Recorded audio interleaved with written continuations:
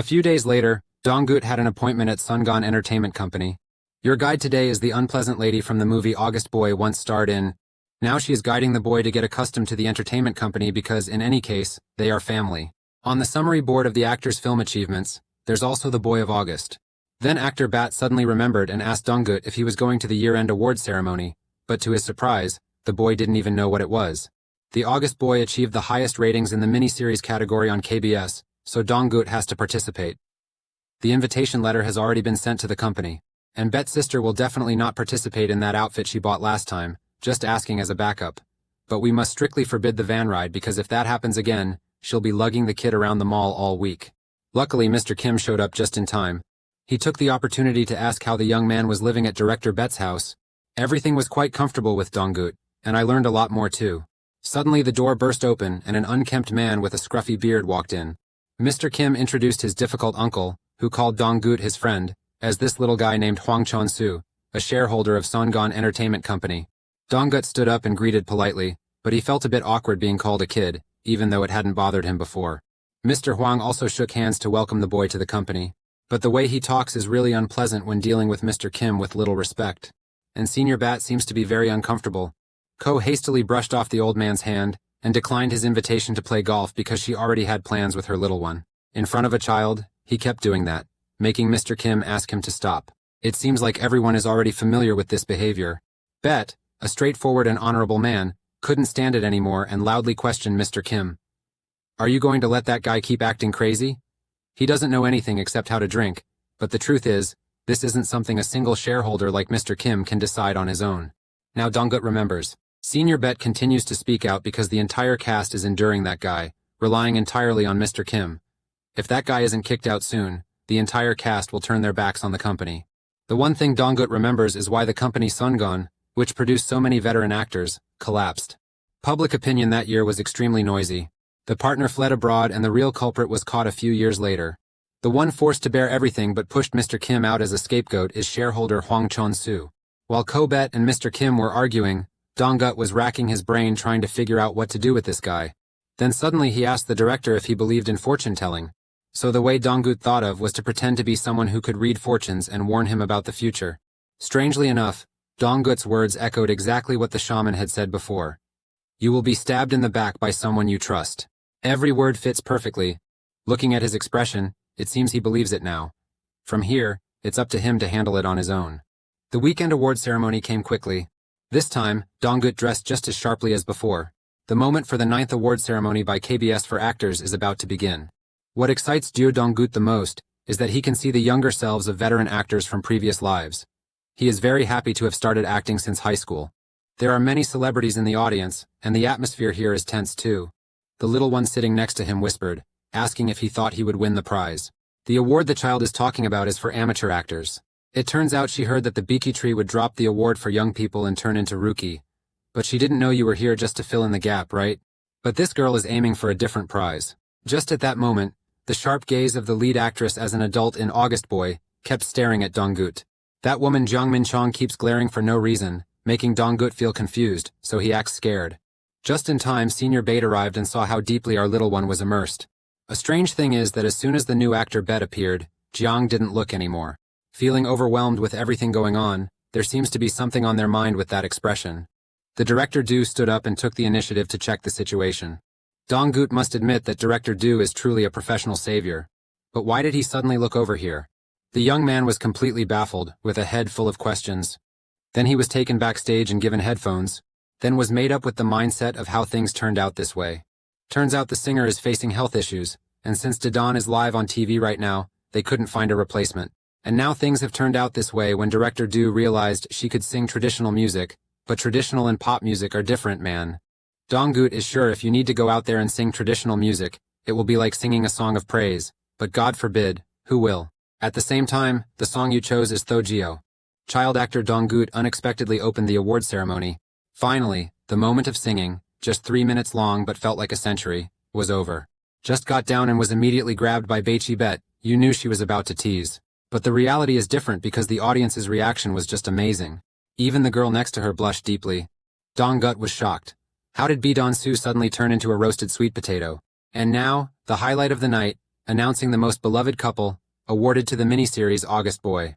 Dong-gut understood that this movie made the audience pay attention, so it was right to give the most favorite couple award to those two. Feeling vindicated, Miss Jang became extremely arrogant. Although you already knew this would happen, Dong-gut hated that arrogant expression. And the winners of this year's Couple of the Year award have been revealed. The actress Jiang confidently stood up even before her name was called. But the real surprise was when Dong-gut's name was called along with Don-su's. Everyone was shocked, including the main character. At the quiet coastal village at that time, there was also a special event. Everyone gathered at the village chief's house to watch the award ceremony. At this moment, Mi Dong-gut saw her little son being called out in boundless happiness. Everyone cheered and shouted, convinced Dong-gut would sweep all the awards, leaving the others completely embarrassed. The time Dong-gut began to express his thoughts after receiving the award. He smiled brightly, thanking everyone watching the small screen because it was thanks to them that he is where he is today. So just wait a little longer. This kid will become a famous actor in the future. The words feel so heartwarming. Dong-gut led Don-su down to the seat, just in time to catch the annoyed expression of Ko Jiang. Even as an adult film actress, Kim Ha-chin still received support, while the other lady did not. However, it doesn't matter much to Dong-gut. What's important is that Dong-gut is sure little Don-su is eagerly hoping to win this prize. But the girl's answer was no. It's not about the award, but she wants to be on stage with him to receive it. It seems like the young man feels a bit unsure if this is a confession, doesn't he? While Dong-gut's heart was inexplicably racing, Mrs. Bat next to him gruffly asked, "Are you two dating or what?" Dong-gut said no, that's impossible. While Ms. Bat was busy teasing her son Ha-jin, the organizers began announcing the Best Supporting Actress award. Surprisingly, actress Kim Ha-jin, who played the mother in August Boy Ba Soo-jung, was called out. Mrs. Bat now is in shock and speechless. Stand up to receive the flowers and then speak shyly. Actually, she didn't expect this, so in a moment, her strong demeanor turned into a teary one. Actually, Dong-gut understands her. At the end of the day, this is where talented actors are watched by hundreds of people. And now comes the most important award for the young actor. The Rookie of the Year award. The special guest announced the award, letting everyone know there are many talented candidates this year. This year, Dong-gut knows there are many films, and you're just a child actor, so don't expect much. But to be fair, you can't stop hoping. Both Dong-gut's mother as well, and the Rookie award this year will go to the August Boy, the child actor Dong-gut. Seeing no dazed, Ma Bat slapped her back to wake her up, urging her to hurry up. Everyone in the group congratulated the little guy. The efforts of Dong-gut have paid off. It's still hard to believe because this award was never a possibility in a past life. While walking up, he was dazed because no one had ever congratulated him when he stepped onto the stage before. They often call you Rookie the Trash when you grow up and win the award. However, in this life, all the cheers below are real. Dong-gut nervously shared his thoughts on receiving an unexpected award. Looking back, the producer Do and screenwriter Choi made a bold decision, and the members of the filming crew who stood by him during the shoot are all here. You receive so much support that no words can express the gratitude. But there's one person this kid needs to thank the most. And Dong-gut used his heavy dialect to make everyone understand, to send this message to his mother. Even if you know that in a very formal award ceremony, you must use a Seoul accent. But Mom really cares about you. In my past life, it was the same. After the award ceremony, my mom wasn't home, and the only things in the closet were old clothes, a small amount of money, an album, and newspapers with pictures of Dong-gut. Is it too late to turn back was the first thing Dong-gut felt. Along with that came pain, regret, and shame. All those emotions burst out at once and he completely broke down. In that life, he thought he was done for. But when he returned to Dongdo at that moment, and in this life, you might experience feelings you've never felt before. Then received encouragement from so many people. Now, actor Dong-gut knows what it feels like to be loved by others. With all the encouragement from everyone, he wants to say thank you, something he's never said before. Thank you, Mom, for raising me. There are many things I can't put into words, and I know you're witnessing this moment, so please live a happy life. This time I will definitely make it up to you, Mom. And the final words blend with the tears. Dong-gut misses his mother so much, the mother of both lifetimes. Even when the person in the previous life was in pain in the hospital, they still smiled. Whether the mother in this life is happy and content, he is always grateful. In the end, the lifelong regret of actor Dong-gut seems to have been resolved. The emotional speech of you is being broadcast nationwide. The grandson who often chats over tea with Bet knows for sure this is a wildflower in the arid land, just to his liking. This child is very close to the image he is looking for. Bet also understands that finding this flower takes time, so everyone will be excited to see you grow up. And when this wildflower reaches full bloom, everyone wonders just how much more exceptional it will become. At the same time, this flower attracted a lot of attention, including that of Lao Huang. He was contemplating how to use the child at this time. And so the last days of the year have come. Snow has finally fallen. The actors attending the award ceremony gathered around to congratulate the boy, and surprisingly they are fans of the August boy, so they will definitely support him in the future. On the contrary, Donggut is a super fan of those two. The little girl Daeon-soo saw the first snowfall and urged him to make a wish quickly. Today is a new beginning. Donggut stared at the falling snowflakes. A new beginning, everything as desired. You truly appreciate it from the bottom of your heart, and from now on, Donggut will live the life of an actor. And just like that, 3 years have passed since that day. The voices of young men echoed crisply throughout the port. The old man carrying fish noticed the young man lingering around and reminded him, "The morning breeze has stopped, so head back to Seon quickly." But he just chuckled, saying he still had plenty of time, then suddenly noticed the boat's name had changed. The boat shares the same name as you, Donggut, a young talented actor of the village. The old man is small but grows fast. However, there's nothing to worry about because Donggut is a name that will become a famous actor in the future. At that moment, the uncle asked about her mother, leaving her unsure how to respond without causing trouble.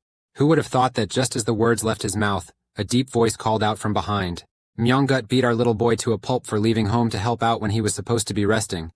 3 years since the Donggut Award ceremony deciding on high school in Seoul. Although you've spent a lot of time with Bet, you still want to come back here more, even though he's always grumbling that without Donggut, the house is deserted. You have been living with them for quite a while, so you seem quite familiar with this place. Though you still visit your mother in Jongdo every weekend out of concern.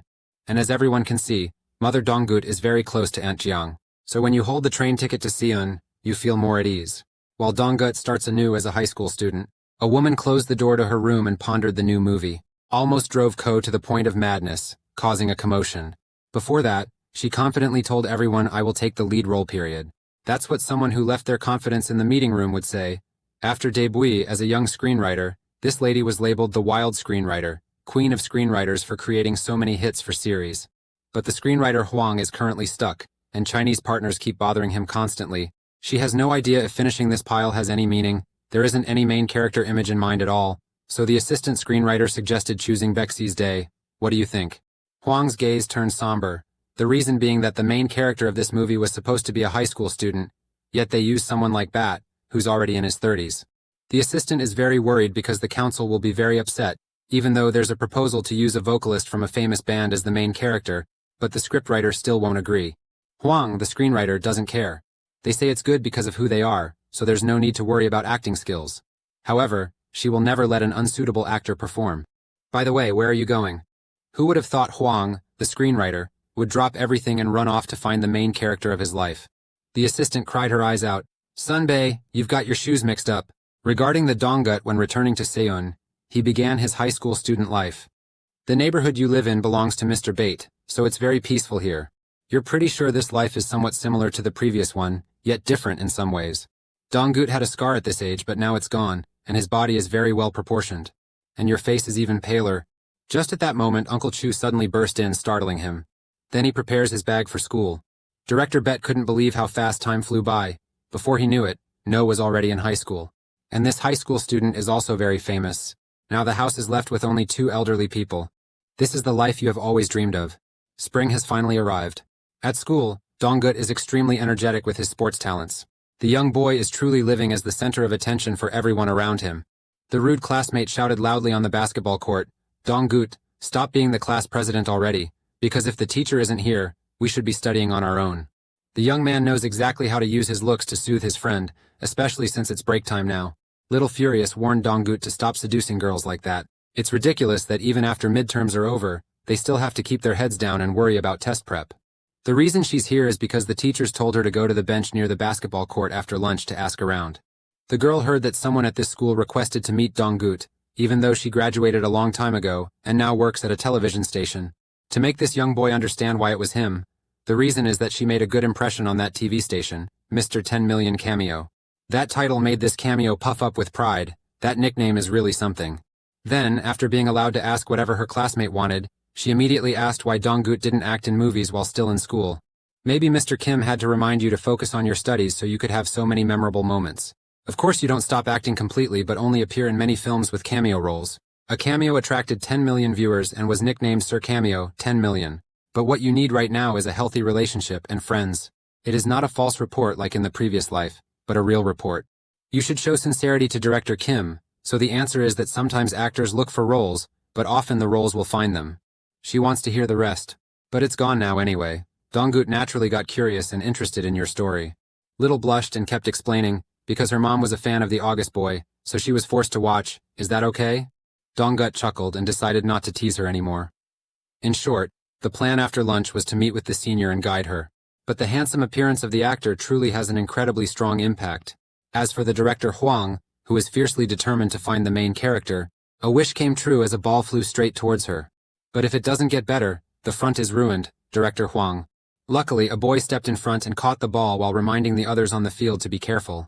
The boy from that year with Visuo Millions apologized to the sister on behalf of the others and by the way asked if she was okay. But she was really unwell, so she knelt down on Mr. Chiugamyo's knees. In the end, she finally found the main character of the movie. After school, Donggut had an appointment with the mother of the August boy.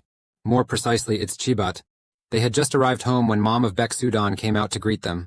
The whole house gave Donggut a different perspective, knowing she was very wealthy but never imagined to this extent. There were rumors saying her family was connected to the second generation of a chaebol, not sure if it's true. Moreover, her father seems to be a judge. No wonder she always gets straight to the point, whether right or wrong. Senior Bat noticed the kid was distracted and woke him up. What are you thinking about, Donggut? Welcome Donggut is an extremely lavish and abundant meal. All of it was prepared by Bat's mother, so Dong values it greatly. This is a thank you meal for this little boy. Her daughter has changed a lot thanks to him. Before she only cared about herself, but now she volunteers with her and even sends gifts to the school for disadvantaged kids before she does. Then, when she asked what happened to the girl, she said she was very grateful since filming started, which is why they had such a lavish meal today. Donggut smiled along. He had wondered why she was so kind. Now he understood, just like her mother. The old mother sometimes feels tired, and now she doesn't want anything but for the girl to find her other half and get married. Donggut Tin was about to say something more, but Mi Bat quickly covered the boy's mouth. All these things are Donggut's revenge on her. Even when it's grown this big, she still thinks it's just a kid. Ms. Bat was exposed too much, so she got up before being urged by Donggut to hurry up after eating. Both of you still have a meeting. Mr. Kim has something to discuss. In the end, she hadn't even finished eating before being dragged away by the ear. Donggut followed her closely, feeling extremely downhearted. The mother of the senior is very happy because this overly quiet house now feels much more lively. Donggut said goodbye to him and promised to meet again. Just got in the car, Donggut said something confusing about what Bat's mother didn't know. She really wanted to date someone, even though Daeonsu and Donggut kept teasing her on set. In short, this woman is extremely single despite being a famous actress. On the flower-filled road, the driver witnessed the chaotic scene between those two, and wondered if they were sisters or something, meeting and immediately getting into a fight. On the other hand, Tianboy Huang just got home and started mumbling like a robot while watching Donggut's movie non-stop. It's because she can't ignore the excitement flowing in her heart, so she has to watch it over and over again. The assistant understood. It seems she gets excited every time she remembers that fateful day. But now let's get back to work, Biddy Kim is calling again. As soon as she spoke, Huang grabbed the phone immediately. The other side hadn't even had time to react before she demanded, "Listen up carefully. If you speak to the reporters like that again, I will never work with CBC again, and I'm starting to write the script today." The sudden but confident statement because she found the person, actor Donggut. And this is a story about passionate youth. Youth is exactly what its name suggests, a story about a young man and a boy, like the natural cycle of changing seasons. The script of Youth has reached the hands of Donggut. You were quite surprised when Mr. Kim revealed that B from CBC had come here and begged, "Work swiftly and efficiently even if it means holding tightly to Mr. Kim's pant leg. BD must keep the person that scriptwriter Huang carefully selected after much effort." Donggut was shocked. It was the first time he saw B personally come here to beg for a role. However, even though the project is very interesting, Donggut's school isn't even an art school, so if you're busy with studies, it's going to be tough. NHO smiled and told Kim it's all good. While they were in a meeting, Lao Huang burst in after hearing people talk at CBC. He picked up the script and made comments as if he knew everything about screenwriting and film genres. And what's even more shameless is that he wants a few, but knows perfectly well that Mr. Kim won't give any. More than anything, the sly old fox knows that the actress Bat will also dive into this project. The name Bat Minchan and Donggut offers a lot to ponder. There are two types of people in the entertainment industry. The first are those who come here because they want to perform like Chibat, and the second are those who follow Huang Chunsu for money. And Bat Minchan is the second type. Mr. Kim firmly stated there is no Baek Mincheon. Dongguk will handle this project. I know Lao Huang will be surprised, but BD Kim already said it. If it's not Donggut, then it's no good, so don't waste time looking for something else. That old man openly disrespected Donggut, mocking him, saying, "How much money can you make when you've been here for a year just being a show-off?" He started criticizing Mr. Kim too blindly. If he was a child actor deserving of the award 3 years ago, shouldn't he have gone to an art school or something by now? But it stopped performing and only appeared as cameo. This made him unable to take advantage of Donggut, so he started bluffing, trying to push you aside. And he blatantly demanded that if you're going to invest, then make some money out of it. Mr. Kim paused for a moment because of those words. The hands trembled with anger. Donggut sighed in frustration at his reckless money-spending habits when he wanted to let Bat Min-chan join in. You directly interrupted, expressing that if someone couldn't act, you wondered if they could ever become an actor. Old Hwang, embarrassed and furious because Donggut dared to interrupt. But in return, he got a contemptuous laugh from Soo-dun himself. Ko thought that rascal was incredibly funny. That man sneered that Soo-dun was rude and that actor Bat didn't need to act anymore. He threatened to throw someone down into another failed project easily. The actress Bat in Donggut's eyes is a successful woman who wants to dedicate herself to her career, despite having stumbled before. But that director Hwang doesn't know anything and makes careless statements like that.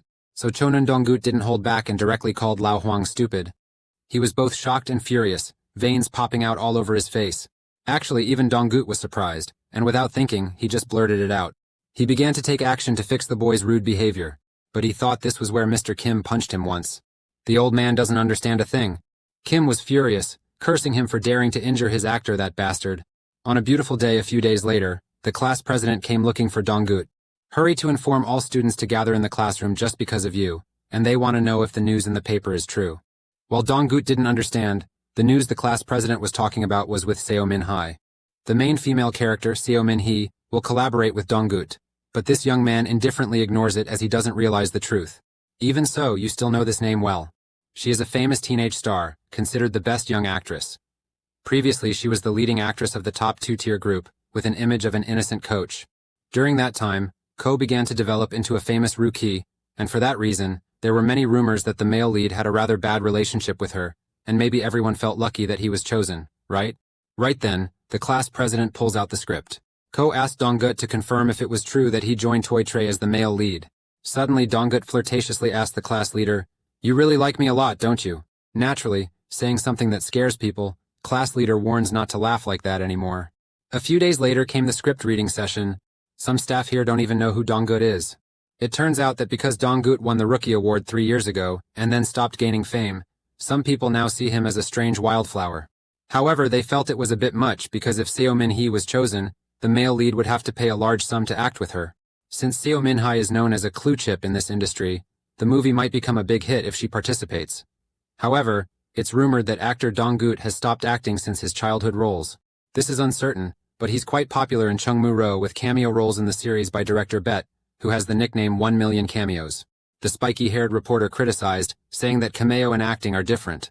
Just at that moment, someone reminded the two why they didn't follow him to the script reading area. The irritable man is Sunba and is extremely annoyed that reporter Jiang isn't following the schedule. More importantly, the famous production director Kai BC of the Boy of August series mentioned that the media is heavily discussing the project of screenwriter Hwang, and he reminded the young reporter that even if there were any rumors about the king of screenwriters like Hwang's screenwriter, the Donggut is still supported by the public. The guy next to me agreed that he was really strict. Before turning away, he added a reminder for both of them to remember, even if they can't make it to the top, they won't end up in third place. Now the script reading begins. People greeted each other in order. There are a few people here that Donggut recognizes, and the pretty girl over there is Seo Min-hai, but she is completely different from her appearance as she deeply despises Donggut. It might be because you're Ryuki, so that girl keeps glancing and asking, a cold war has already started. The assistant announced the reading session would start from the 37th basketball court scene. Min-hai was extremely confident, glancing at the script while acting, asking Do-chin what time it was that he was still playing ball. She read the script fluently like a professional machine. The screenwriter Hwang was extremely happy and excited because Seo Min-hee was deeply focused on reading the script. She read to the part that said, "If you don't like any confession, then maybe your taste is quite important, right?" Just looked up at Donggut, and the call was already frozen. Every word Min-hai struggled to speak until the line, "We're friends." Speech was completely stammered. The feelings of Donggut control everything. From your friend, Thuk Nu Koi. The boy's eyes were full of sorrow. Am I just a friend to you? All reporters completely stopped writing and were captivated by Donggut. Now Seo Min-hai truly understands what it means to be a rookie. The script reading session isn't just about reading. More than anything, with all her natural talent and beauty. The current situation is completely different from the past.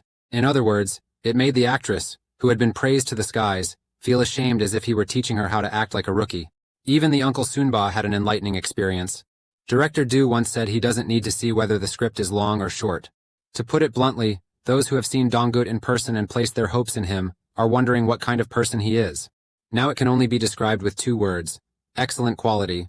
Everyone here must have seen that writer Hwang will create a new hit for Korean dramas, and actor Donggut will be the center. In the late afternoon, the station SBS was thrown into chaos. The familiar tearful face of Bai clinging to the director's pants, begging for more production money because the movie is sure to be a hit. Reporters have read the script and are ready to publish an article saying the film will be a blockbuster, so it can't fail due to a lack of funding. He wanted to pull his leg out. BD Kim said he talked too much, but his previous record was that he had also said he would produce a flashy movie, so he spent a lot of money. BD Kim tried to dodge, saying everything was up to the screenwriter, so this time the project is sure to be a hit. The director misunderstood that the star of the movie this time was Min Hee, so he asked how long she could stay, but what BD Kim wanted to mention was the male lead, Donggut. That is what a 1 million person cat Maojang Donggut emphasized word by word for the director. Summing it up, if the director doesn't give more money, BD Kim will throw a fit here. He's on the brink of death, so he promised to think about it more. In the end, the forced negotiation for buying and selling was successful. Just went outside and saw Bido from the entertainment area looking upset, so I approached to ask. But it's best to stay quiet because she doesn't know that the tape was edited by a rookie, so it got messed up, resulting in a series of effects running and then exploding. I even heard that the manager found out and is now pulling the tape and wrapping it around her neck. The bitter truth is, she has no emergency funds, and the guest in the video is now very busy and doesn't want their schedule delayed. BD Kim naturally suggested getting help. Not sure how he's going to help, but there's definitely something ominous in Donggut. A young man was eating at home when he suddenly sneezed sideways. About BD Kim from DCBC. Everyone knows him, a person with a sparrow-like mouth, and everyone is aware of his abilities. Actually, Donggut knew he was a free-spirited person who would eventually leave CBC and become a film director for a cable channel. First, we must face the current situation. BD Kim has invited Donggut to come to the rescue for the girl in entertainment. The entertainment department is so happy it makes me cry. Facing a friendly actor like Donggutko, his career is surely saved. So when Donggut suggested a short interview before recording, the girl didn't think it was necessary and wanted to go straight into it. Actually, you feel a bit awkward because you haven't watched much TV before, so you haven't seen Cheeky's show yet. BD Kim saw the tough situation, so he quickly sped up the process, telling everyone to go have lunch and leave the rest to him to explain to her. Donggut was curious about what kind of entertainment show this was that made BD Kim so eager to join. There was no reason for a famous actor not to appear on this show because it would help boost his reputation. Then the two brothers started to talk. When the screenwriter Hwang suggested it, Kim was worried because he thought Donggut was just a cameo, but after reading it, he liked her, and his perspective changed completely. BD Kim's eyes grew cunning as he boasted about having watched all of Donggut's movies and how the video developed after the script. His appearance at the diff and his acting were very impressive, and with a chilling laugh, BD Kim expressed from the bottom of his heart, "It's truly great to have a talented actor like Donggut to help." Naturally, he laughed too much, scaring her off during today's shoot. Just as Song, the actor, arrived, was about to ask if the actor Song was filming today, but the person had already disappeared. He's even faster than a breeze. Donggut couldn't understand why everyone was acting so strangely during the shoot. After finishing makeup, everyone started moving, and the destination was a swimming pool. Donggut a cow. The basic rule of this show is if you say the password, the seat will flip, throwing you into the water. So why bother putting on makeup? Many famous actors want to make a short impact here, but Donggut feels the atmosphere is a bit tense, and the lady next to him radiates a familiar deadly aura. Sitting next to Seo Min-ha, Donggut felt a bit sorry for her. No matter how easygoing she was, it was still tough to see her image being ruined. The quick-witted MC introduces the two main characters who have been making headlines recently to heat up the show. Seo Min-ha quickly covered his face, while Donggut focused intently on the game. It seemed he had no chance to guess right away. The keyword appeared to be quite easy, so he wouldn't be out early. The gift from heaven arrived before the young man could greet. The chair of Donggut came apart. All you said was hello everyone, and then you sank straight to the bottom of the lake. This is quite a sweet and damp beginning, reminding Donggut of the southern harbor. Donggut resurfaced to a warm welcome once again from MC. You chuckled, not noticing the hot body right there in front of everyone. Everyone, both men and women, blushed at that figure. On the other hand, backstage BD Kim approached the manager Song. He came here because he didn't think Song would work with Seo Min-hee, but Hee Kwan had already forged some good knives in this position. Actually, Song didn't think it was a tough challenge, so he brought Min Hai here with all his effort. Fortunately, on Dong-gut's side, his company has already agreed, so she came here without a manager. Even more surprising is that an actor like Dong-gut rides a bicycle. I know Son Kwan is poor, but BD Kim says it's because he likes it that way. Even so, Son Kwan has turned around because of the case of Dong-gut Nha. Previously CEO of Son Kwan Company, Hwang Cheo-soo, was arrested for embezzlement and illegal distribution. When he was chosen for the cast of Youth, Mr. Kim of Song Kwan got furious and beat Mr. Hwang. Two people started arguing, and soon after Kim brought out a stack of documents. He threw all the papers in Lao Hwang's face as proof of the mess he had caused, then asked actress Bat to take young Dong-gut outside. Now they both witnessed what Lao Hwang did under the name Song Kwan: illegal distribution, embezzlement, bribery, and this is all the evidence for that outrageous act. Mr. Kim raised his voice, letting out all his frustration. Do you think I'm still a pushover you can manipulate? Manager Song, Mr. Kim must have been preparing for a long time before making that move. He has the nickname Buddha, but when he gets mad, he's like a raging bull. Was saying that it was necessary to pull B away. Kim went to hide behind Min Hai, almost got caught. Song asked B to Kim, how is the filming going? I'm hiding and don't dare to watch. It turned out better than expected because this Kim himself made it. This pride is exactly what BD Kim wanted because this atmosphere perfectly fits the youthful image, allowing them to gradually warm up. The days after the shoot for Toy Tray have begun. Dong-gut Kwakaso is known as the Mermaid Prince by everyone in the industry. Others get super excited just seeing Dong-gut on the show, but why is the Mermaid Prince carrying stuff here? Just helping out as usual. But Dong-gut also wants to be a staff member. The staff member immediately cried and begged Dong-gut not to make the staff do anything but act. Another side, BD Kim is showcasing her quick-witted, fast-talking talent to discuss some details in the script. He entrusted all his passion and expectations to the director of sound and lighting, making him want to quit the profession terribly. Anyway, there's already a mermaid prince here, so no worries. The atmosphere is great right now, too. The scene was set, and with everything ready, they started walking alongside the bike. As Kim Do-jin was walking, a voice suddenly rang out, harshly questioning why he was walking alone. The girl, annoyed, chased after him in her school uniform, yelling at her friend to stop or at least slow down. I don't know if he's serious or what, but if she gets penalized for being late, it'll be for 3 whole days. Then it has nothing to do with Do-jin, knowing that, just go early. After saying that, he left in a hurry. But because it made someone too happy, I couldn't really give it up. BD Kim was extremely satisfied with the sound and lighting on site. In the end, just teasing my friend for fun, Kim Do-jin lets her hop on the back seat. Bai noticed something strange. Seo Min-hee is usually a cheerful person in real life, so why did she act like that? So Kim wants to let N go. Just then, Dong-gut suddenly changed the situation, creating a highlight by grabbing Min Hai's hand and gently reminding, hold on tight, or do you want to fall? In the end, Seo Min-hee finally relaxed her facial muscles, and the two of them really looked like a pair of youthful school friends with innocent rosy cheeks. The needle can be seen. Kim Do-jin's ears turned red from that hug. This scene is really great. We can end it here. In a distant place outside of Seoul, Mi Dong-gut is preparing food to bring to the boy. The neighbor lady saw you making so much food, it's like you're getting ready for a party. Generally, whatever you want, just remember to bring this. The neighbor reminded me about the salty clams and shrimp that Dong-gut really likes, so she made them. Mom Dong-gut was really surprised and didn't know how to thank you enough. These little sweethearts don't need any thanks. They're all from Namport, so this is within their capacity. And while she's in Seoul, the neighbor lady suggested it, so she'll look after Namhan for you. Just at this moment, she remembered something else. She handed her mother a small envelope, as she was living alone in Seoul, so the neighbor wanted to give the child some savings to use. Mother Dong-gut wanted to refuse but couldn't say anything in the face of her neighbor's enthusiasm. The people here are truly kind to the mother and child. In the end, only a thank you with a sincere smile can be said. The commotion from mom and the neighbor made Dong-gut feel irritated without knowing why. The next scene is about to start filming. That was the scene where Kim Do-jin was by the school's water tap. The vibrant features of a young boy are perfectly revealed in front of the camera. It's honestly really great that BD Kim found Dong-gut for this role. The beauty of Kim Do-jin was captured very successfully. Around him, the schoolgirls couldn't help but blush shyly. Everything is absolutely perfect with nothing to criticize. The girl Kim Do-jin yelled loudly, searching until he naturally left and drove away without any decency. Do-chin giggled quietly. Because teasing this friend is a hobby, he intentionally said, I like doing that to adjust your attitude.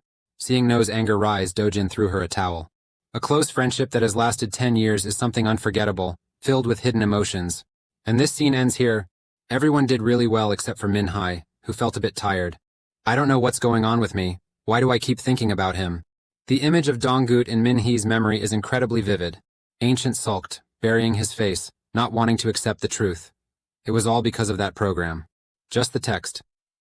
Just when she didn't know where to hide her face, the manager suggested calling Dong-gut over, making her jump in surprise. Turns out it was just a trick to get her attention when she was too distracted, but that guy Dong-gut is really impressive. Objectively speaking, actors who adapt quickly like Dong-gut are very rare. Song Min-hye knew all along that the manager wanted Dong-gut to join this side, but he already had a contract with Sun Quan. However, there's no rule that says an actor has to stay with one company forever. This makes Min-hye think of the prospect of becoming colleagues with Dong-gut. Thinking about that young idol makes her heart flutter. Everything must stop right before Ko's face catches fire. So, the young man, feeling love for the first time, is trying to deny his true emotions. Raw footage was quickly sent to the editing room at SBS. B's non-stop chattering made Jay Eat It want to sew her mouth shut. That guy even promised to buy beef and stuff, but she doesn't need it, okay? Seriously, only an idiot would need extensive training just to avoid letting people around him dictate everything. Then saw her with just a few strands of hair left, yet kept pushing for overtime. And Ko became rude asking BD Kim if he wanted to shove everything into part 1, then how would the remaining parts be played?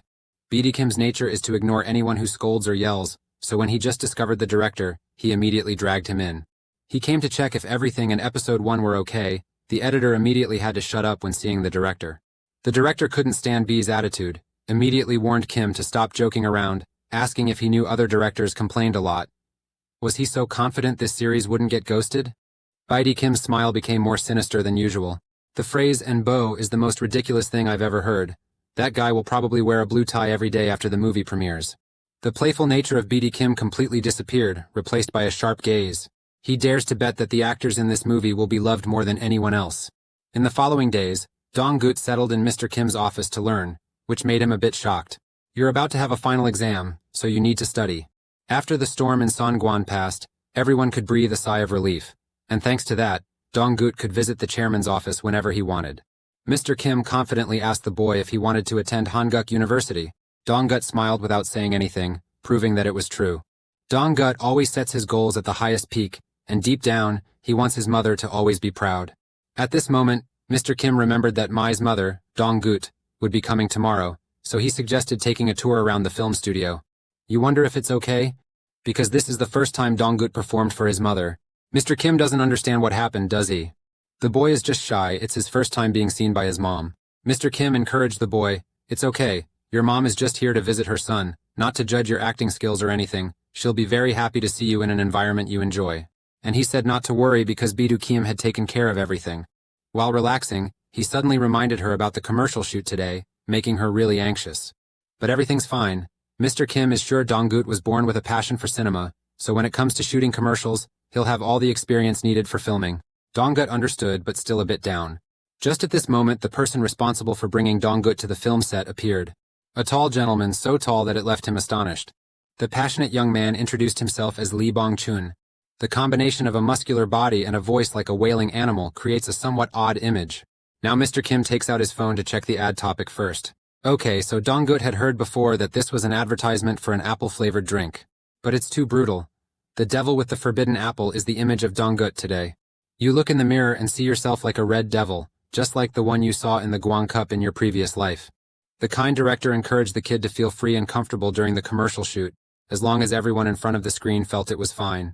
Dong-gut was incredibly frustrating. Knowing that once accepted, it couldn't be changed, but it was all because of the troublesome king BD Kim.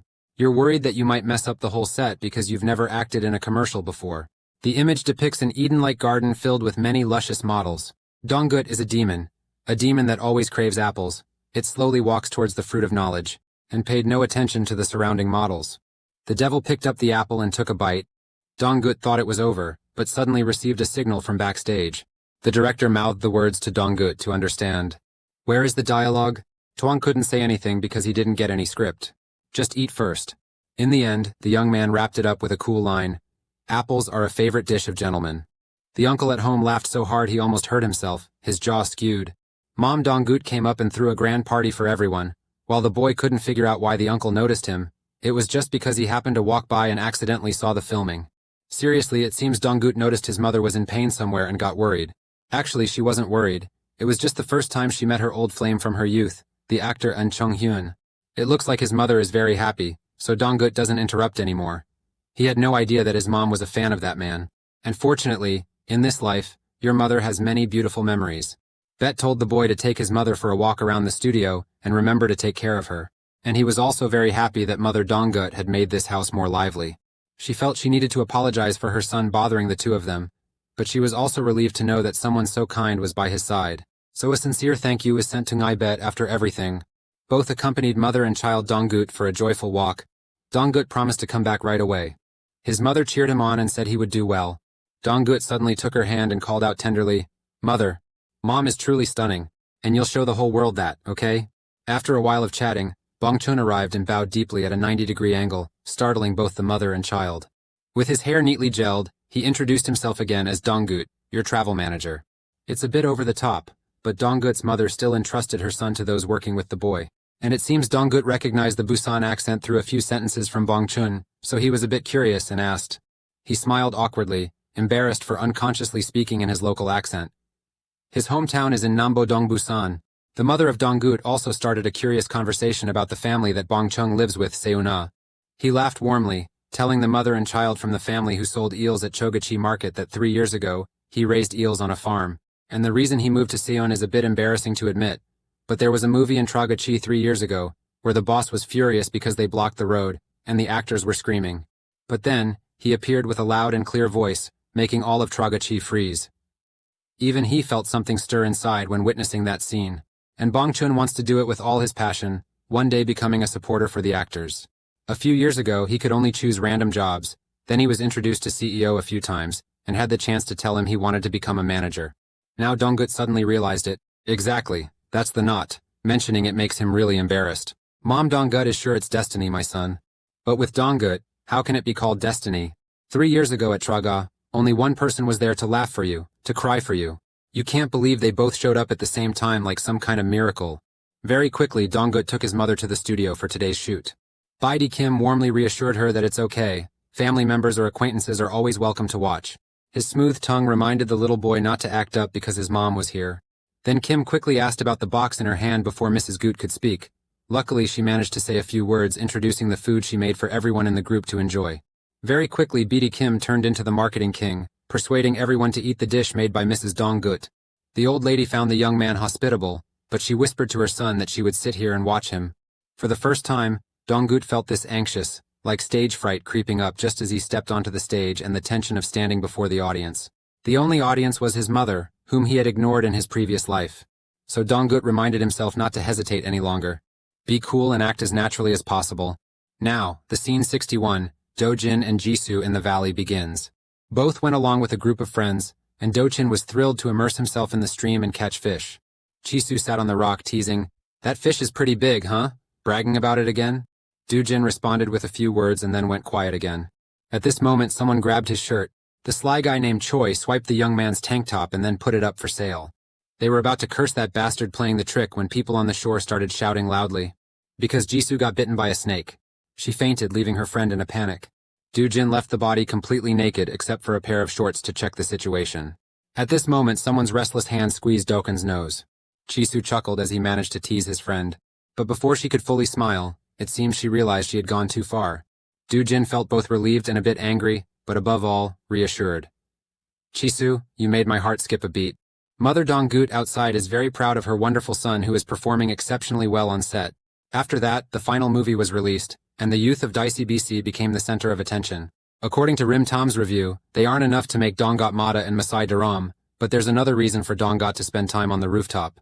The class president rushed up, yelling at Dong-gut for daring to leave the class and sleep peacefully up here. Everything is so crazy when all the girls from Sunhwa come to their school, and that's the main reason Dong-gut is hiding up here.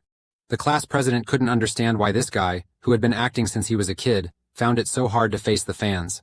Dong-gut sighed in frustration. In his previous life, he was just a supporting character, but now he's suddenly famous and struggling to adjust, especially when everyone is talking about him even during his jogs. The bee and the monkey are both fine after drinking tea. Dong-gut curiously asked if the class president had watched the movie yet. Of course, and there are some quite enjoyable classic lines. For example, apples are a favorite food among gentlemen. It made Dong-gut's skin crawl, and he fiercely demanded the class leader not to imitate like that. As for Biddy Kim, Now he's become the darling of director CBC, making it hard for Biddy Kim to adjust. They used to treat each other so poorly. The director cleared his throat and denied any mistreatment, even bragging about the film's numbers from yesterday. As soon as it was released, the chairman called immediately. Kim laughed smugly. Of course it has to be good. 20.7% surpassed the ratings of the first episode of MBEST last year. Judging by the way the director tied his tie, he must be very pleased with the figures. Biddy Kim boldly asked his boss, "When will you give me a raise? You know there's something called advertising in business, and the movie has a pretty short screening time."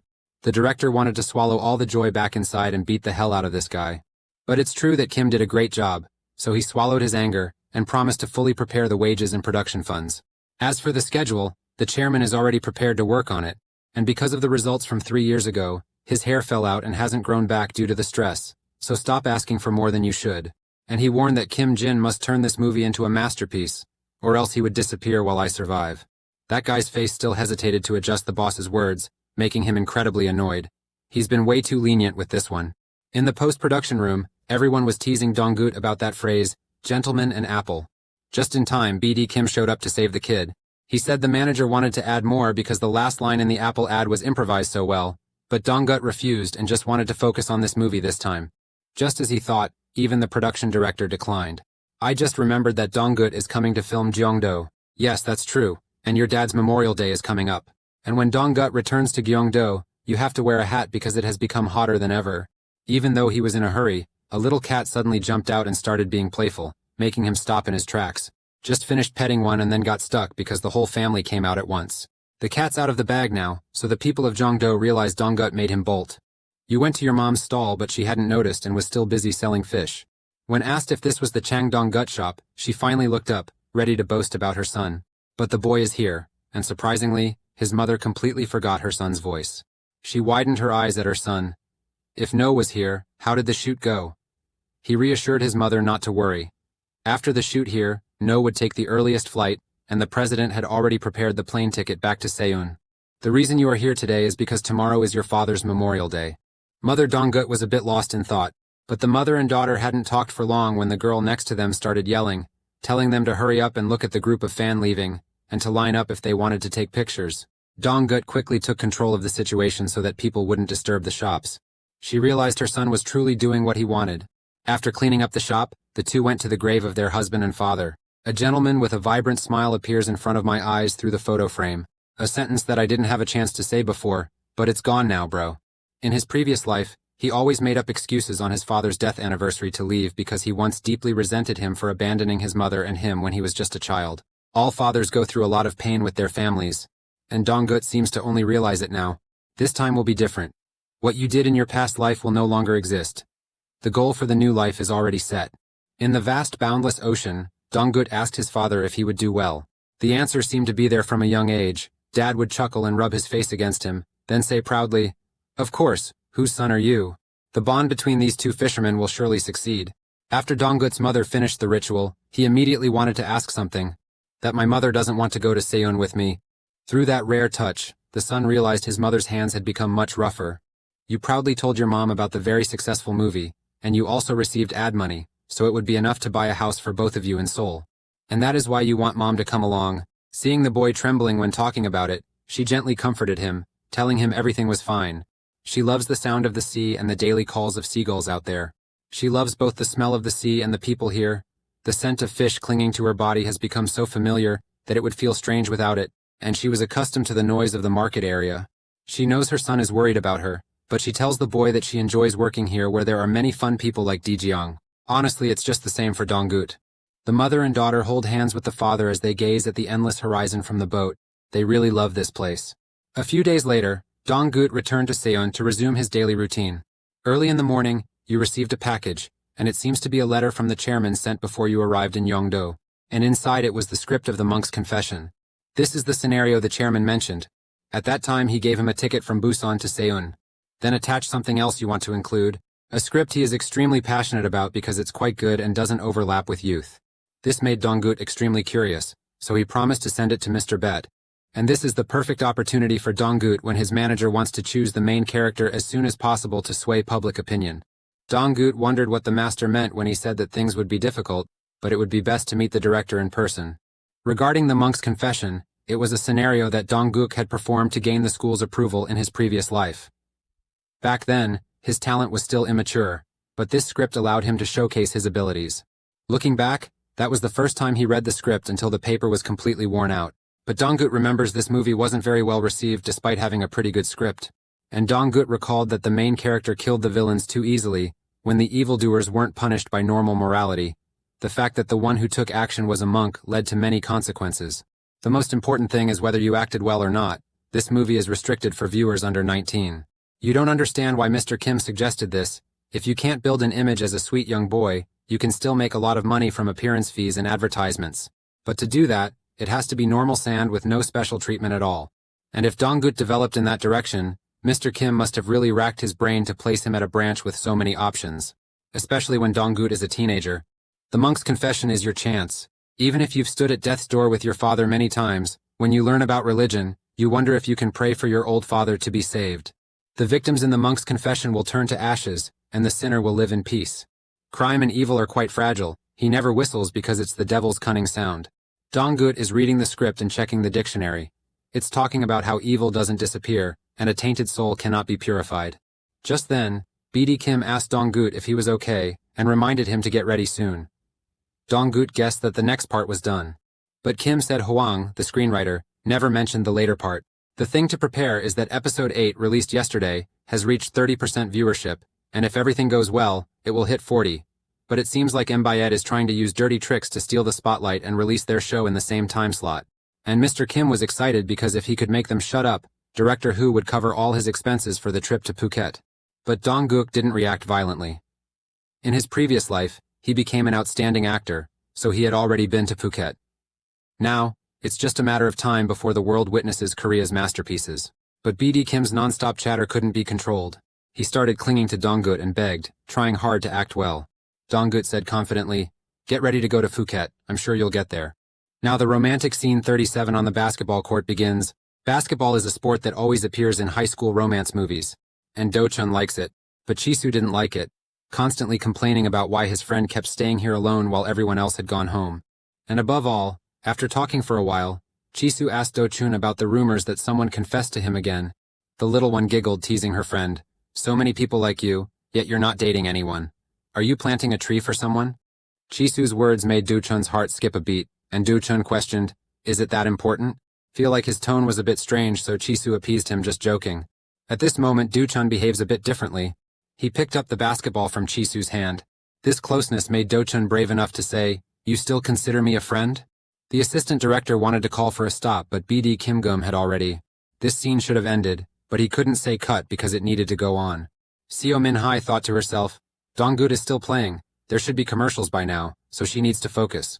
Her mind is currently blank, almost dead. And Dong-guk began acting off script.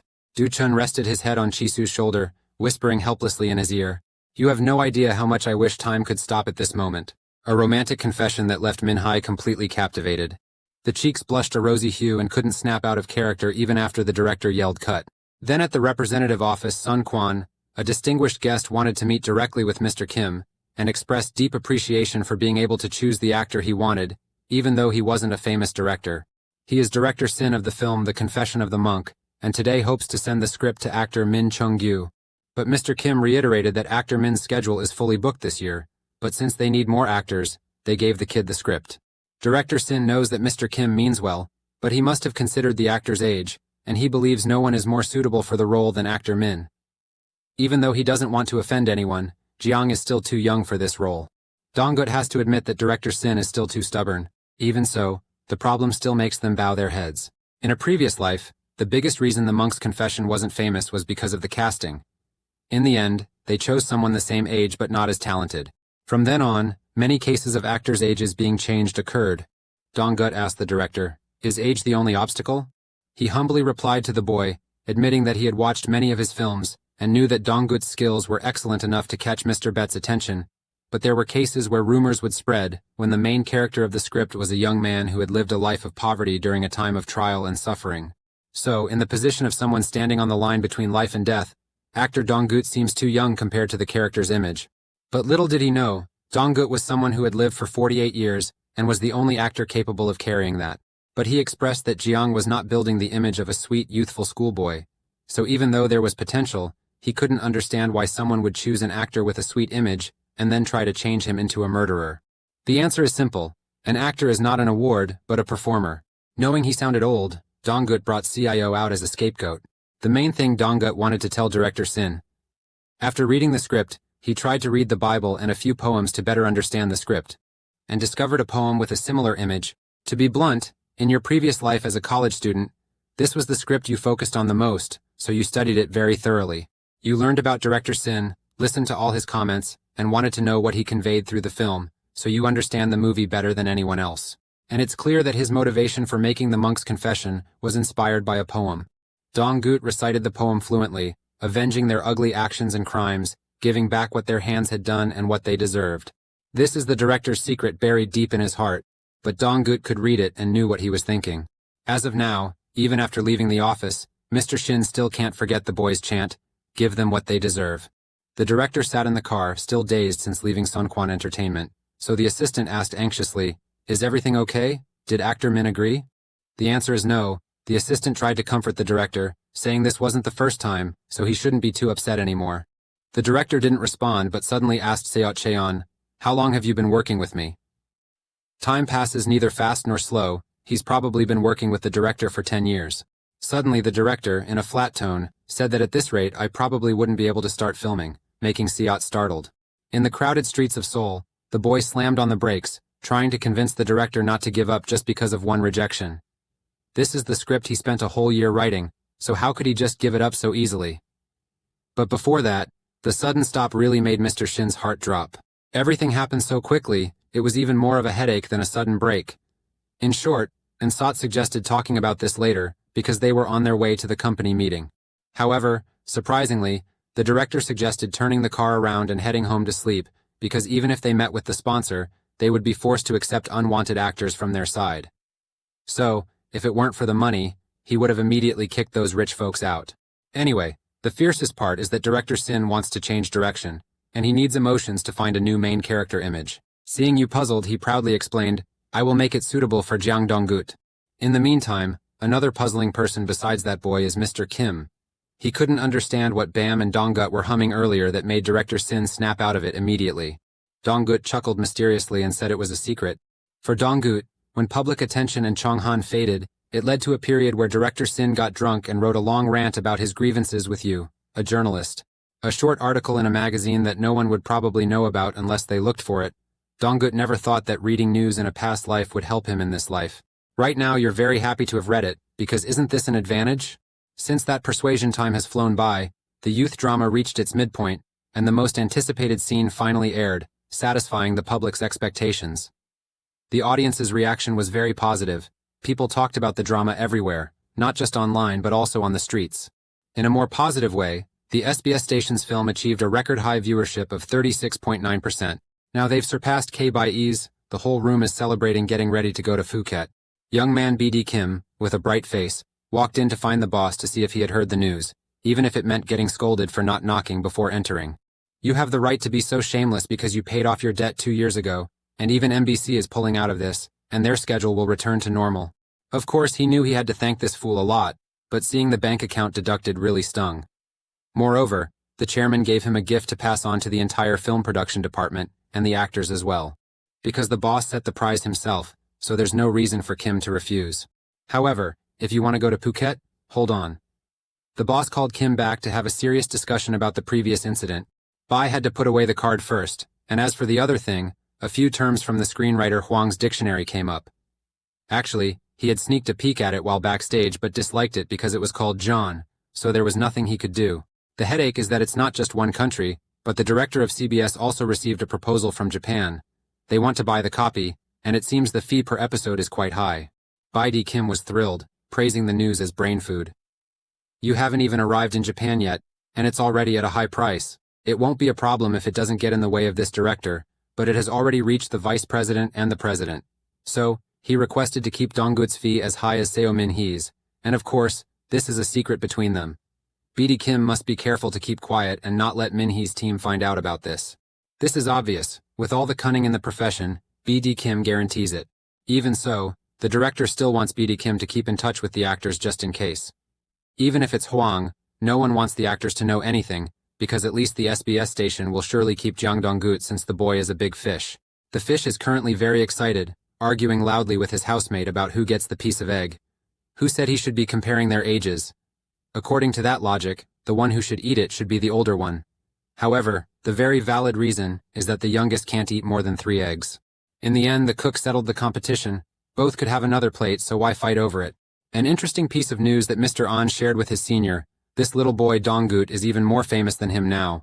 The little friend has become the nation's sweetheart, and even took away the title that he received when he was young. Suddenly, Mr. An was teased back by Dong-gut, saying that the nation's first love must be a mistake, because he is the nation's heartthrob. He also heard that Mr. An performed flawlessly in a weekend romance drama. Sir Bet confirmed that there was a time he went to the food truck with Chung Hee-don, and the two of them got into a fight and were thrown out. This An kid is a national bad boy, and that scene was him cheating on his wife. The image of Chuan officially collapsed after the testimony of Mr. Bet. One more thing you need to mention at this afternoon tea. Something Dong-gut remembers he had already asked the monk. While Chuan was curious about whether he had become a monk, or if the senior was going to marry someone around this age, Dong-gut just received a phone call. The boy immediately received a notice to undergo an acting evaluation. The call just now was from the TV station. They said they would raise the price to match Seo Min-hai. Normally they don't change the cost, but this shows they really want Dong-gut to stay at SBC. However, on one condition, the little one must keep it a secret.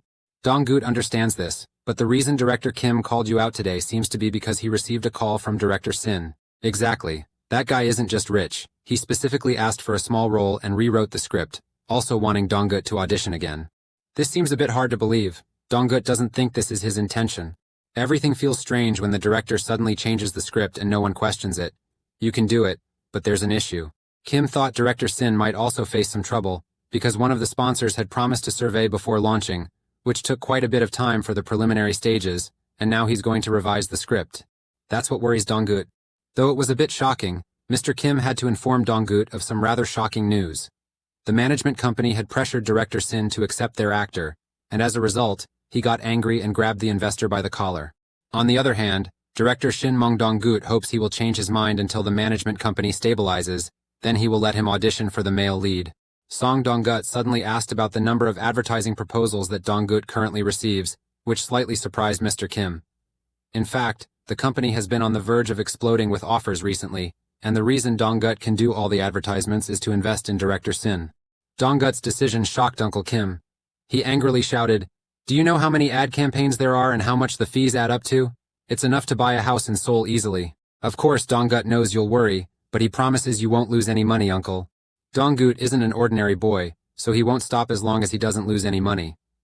In fact, the draft and belongings are already prepared, but the monk's confession was opposed a few times by Hong Han in a previous life. The first reason is that the main character's acting is poor. The second reason is pressure from the managing company. But what if you can handle these two issues? What would happen? This time, Dong-gut is confident that the priest's confession will be guided correctly and everything will change. Just a single flap of wings can turn a storm into a hurricane. This is a decision bigger than any of his investment plans. The next morning, Dong-gut went straight to the church. The place is filled with solemnity, and people can have their souls cleansed as the hymns echo in their ears. The reason Dong-gut is here is the appointment that Mr. Bet arranged with his friend, a priest at the church, and an unexpected truth that Dong-gut just realized instantly upon meeting the priest, the one he had spoken about. You didn't know he was an archbishop. The priest began to recall the 60-plus years of memories with that old friend when they were still mischievous kids, and he heard that the young man in front of him was a famous actor. The archbishop's praise made Dong-gut extremely honored. Now let's get to the main issue. Dong-gut has a few questions after receiving the script of the priest's confession. "Father, can you tell me what a demon is?" The rustling wind softly brushed through the conversation between the two. He didn't expect the boy to ask this question. If we talk about the primordial demon as people still believe, it's not in the Bible, but he thought that demons not only come in countless forms, they are also around us. There are many demons who commit crimes and still live without facing punishment. They may be even more cruel than demons, and of course one day they will have to pay the price. But even the Bible says someone will be compensated for a life of evil. The bad and the good will always influence each other based on cause and effect. Suddenly Dong-gut became pensive. In front of the cross he felt that if demons deserve what they get, then hasn't the protagonist also committed the sin of murder under the guise of a judge and also a demon? The portrait of a young boy standing quietly under the light of God caught the attention of the priests in the church. The bishop introduced the handsome boy to the priests, saying that he was the nephew of a friend who had studied theology and might one day become a deacon for them. The conversation went a bit too far. What this guy meant when asking about that boy wasn't like that, but the priest has just been joking around. Who says only actors can be handsome? Deacons can be too. In fact, he had been searching for a long time for what he yearned for, the image of a young man in a priest's uniform. During that time, Donggut was constantly busy moving around. And the boy is also learning a few things, which makes the driver curious because the book has some words that look like English but aren't. They're actually Latin. Gotta admit, this kid really impressed the driver. He didn't have to do that since rumor has it his English is the best in school, yet he's so humble, even calling himself a fool. Actually, you weren't kidding. What people don't know is that actor Donggut started learning foreign languages in a previous life. Especially in English, he made great efforts to learn. But when he went abroad, he couldn't even get through the airport gate due to his poor communication skills. And the strange thing was that it made an actor look like a social guide. And most importantly, if you can master English now, you can go anywhere, especially when success is within reach of youth. And when the conversation reached its end, it was also the moment they arrived. The location today is Deokmyo Seo Studio. The perfume at Donggut received. The moment you decided to invest in the priest's confession, you accepted the advertising contract without hesitation. The ad owner was a bit rushed because the ad had been delayed for a long time, and they weren't planning to do it, but because of the contract and Ju Kim being too crazy. Finally, after much deliberation, Mr. Kim chose to advertise Perfume, a persona that suits you as well. If this young man were doing it for the money, he would choose the one with the highest pay. So after thinking it through, he showed up here. You feel quite grateful, but it's a bit surprising that a perfume ad actually came through. And the result is that the brother over there really likes seeing Donggut. He really liked items with balanced proportions, which is why flattering compliments kept coming out, making Gut very embarrassed. After explaining the lightning circuit in one go, the perfume ad manager also arrived. This friendly lady is Hwang Chang-mi, who initially planned to wait until the film ended, but is very grateful that the nation's actor understood her situation and made a quick decision. Donggut was taller than her by a head in both fame and stature, but he was still very polite and introduced himself with a sincere thank you. However, you can't help but wonder why she chose Donggut as a model when there are tons of professionals out there. If I were to put it clearly, there's currently a new product line called Bui Rote, which means purity. There are many famous actors and models, but she is looking for someone who can fully convey the meaning of this perfume. And luckily, she saw you perform in that high school romance drama. Donggut is the perfect image for Bui Rote, and now the commercial shoot time begins. A young man blessed with natural beauty will possess what kind of scent? He must have been searching for a long time for that purity that reaches deep into the soul, bringing a sense of relief. Finally found it, Bui Rote, the subtle delicacy that purifies the soul. So if you want to become a little fresh meat, the Bui Rote perfume by Dion will make you a pure young man. The feast after filming set Guidong was a lavish meat spread. To be honest, this actor eats Korean food every day but rarely eats beef, so his image is a bit off right now. Moreover, this meal is because the manager wants to thank Donggut. The shooting was really good, she didn't want to create a fake image, so she had high demands for naturalness, almost to the point of purity, and luckily Donggut managed to do it. You can take the compliment, but Donggut is very humble. It's all thanks to the director and that amazing little genius T. The key point of this meal is that she wants to make an additional offer, become a brand ambassador for the perfume Dion. Next on Donggut's schedule, which extends until late at night. The boy looked like a zombie after shedding his daytime actor appearance. Finally got home and collapsed on the couch. More importantly, you turned down Hwang's management, but she was really insistent. If you hadn't had past life experiences, you might have given in and accepted it. In short, everything is gradually getting better, just one more day to go. The confession of the priest, you will have an official audition. It reminds you of your past life, the day you went to audition for this role. Back then, you were just a minor character with no support team, constantly diving into auditions until you received notifications from other places. Naturally, it's also a small role, but with a bit of luck, they can turn it into a leading one. Done with the shoot, Donggut stayed behind at the messy set, sensing a lack of warmth from the crew. Maybe it was the director's sudden script changes that stirred up the opposition. Times like these call for us to be energetic and greet everyone with full enthusiasm. There's no other choice but to persuade them with acting skills, so please help a lot. The atmosphere seemed to have calmed down. Now they would start with scene 37 first, and a kind guy reminded that if you didn't have the script, they would provide a printout. Donggut suggested that you don't need to read the script in the audition room, but you want to change scene 37 to your liking. Not sure why this young actor is so confident, however, Actors can be replaced at any time now. Scene 37 Facing Death begins. Dong-gut's voice was loud and clear. As a priest I will now pray for your son. If possible I can pray in Latin like in the church, and I believe this will bring more comfort.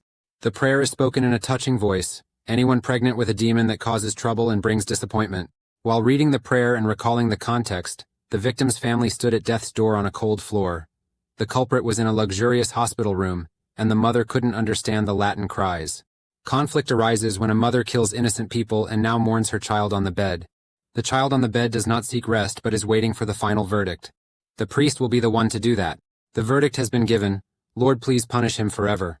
The immediate pain hit, filling his pupils with bloodshot veins, as the beeping sound of the monitor echoed loudly. Everything was done. The audition ended before the driver even had time to swallow his snack. Actually, you've just finished a bit, now let's go have lunch. Seeing the little guy's reaction, which wasn't too positive, the driver understood that the result might not be good. However, Dong-gut calmly told him not to worry because the little one already knew the result. The people on set felt a bit dazed and confused, so they bravely asked director Shin if the contract had been signed yet. Until the young assistant who often accompanied him urged the director, the gentleman finally snapped out of it. He shouted, "We need to go to Seongguan immediately, even if it means finding a new investor. We still have to part ways with actor Jung." However, the thing that the director kept choking on, making his subordinates anxious, was why he kept saying no whenever the subject of finding investors came up. Actually, it's a bit hard to believe, but the actor Jung is their new investor. After auditioning, Gut went back to the company and happened to meet BD Kim, who was also in the office. Mr. Kim suddenly told Bai to sit down and advised Kim to discuss freely with the boy because his opinion is the most important. Song-bi went straight to the point and asked, "What do you think about the expansion, Dong-gut?" However, due to their slightly different accents, Dong-gut misunderstood it as B asking Kim to find some tools in the warehouse, which made him a bit confused. This guy's an idiot. What he meant was expansion. The fact is that Dong-gut is just pretending. How could he not know that word? Even Bido Kim guessed right. This cunning little boy surely understands that expression, but whatever it is, tactfulness comes first. You asked Kim who brought up this issue, but Bai quickly dodged, saying it's not important who started this and that you should stop pushing him around. For an actor who has experienced 2 lives, this is very important. If it were just a regular conversation, you wouldn't need to come and meet in person like this. The boy's gaze made Biddy Kim feel uneasy, so he had to say that the director suggested that idea. Okay, kid? However, it's classified information, so besides Dong-gut, Biddy Kim, and actor Seo, no one else knows. If you're the director, Dong-gut's decision must be pretty significant. The representative of the television station probably already finalized the discussion earlier. The speculation by Dong-gut became more certain when Biddy Kim announced the stir created by the youth department in Japan. It was broadcast on TVK 2 weeks ago, and the viewership of the first episode broke the record on the television station. This was completely unexpected. It hasn't even been a month since you agreed to the contract copy, and it's already premiered. Biddy Kim didn't understand why she reacted so strongly. There was no reason for them not to do that. They had money and power. But could it be that our little actor didn't agree? It's not quite like that, but Dong-gut was shocked because he forgot about this. In the future, copies of the movie will be sold all over Asia due to the wave of films from Korea. During that time, there was a regulation that allowed international film releases after the domestic version had finished screening for various reasons. The reason is that if it's released at the same time, it will cause chaos due to foreign fans coming to the set. Another reason is to prevent the actors from having a short break while engaged in activities abroad. This is the first time a youth film has made so much money and sold copies overseas. It's unprecedented. Song-bi, D. Kim also understands, that's why the CEO is in crisis.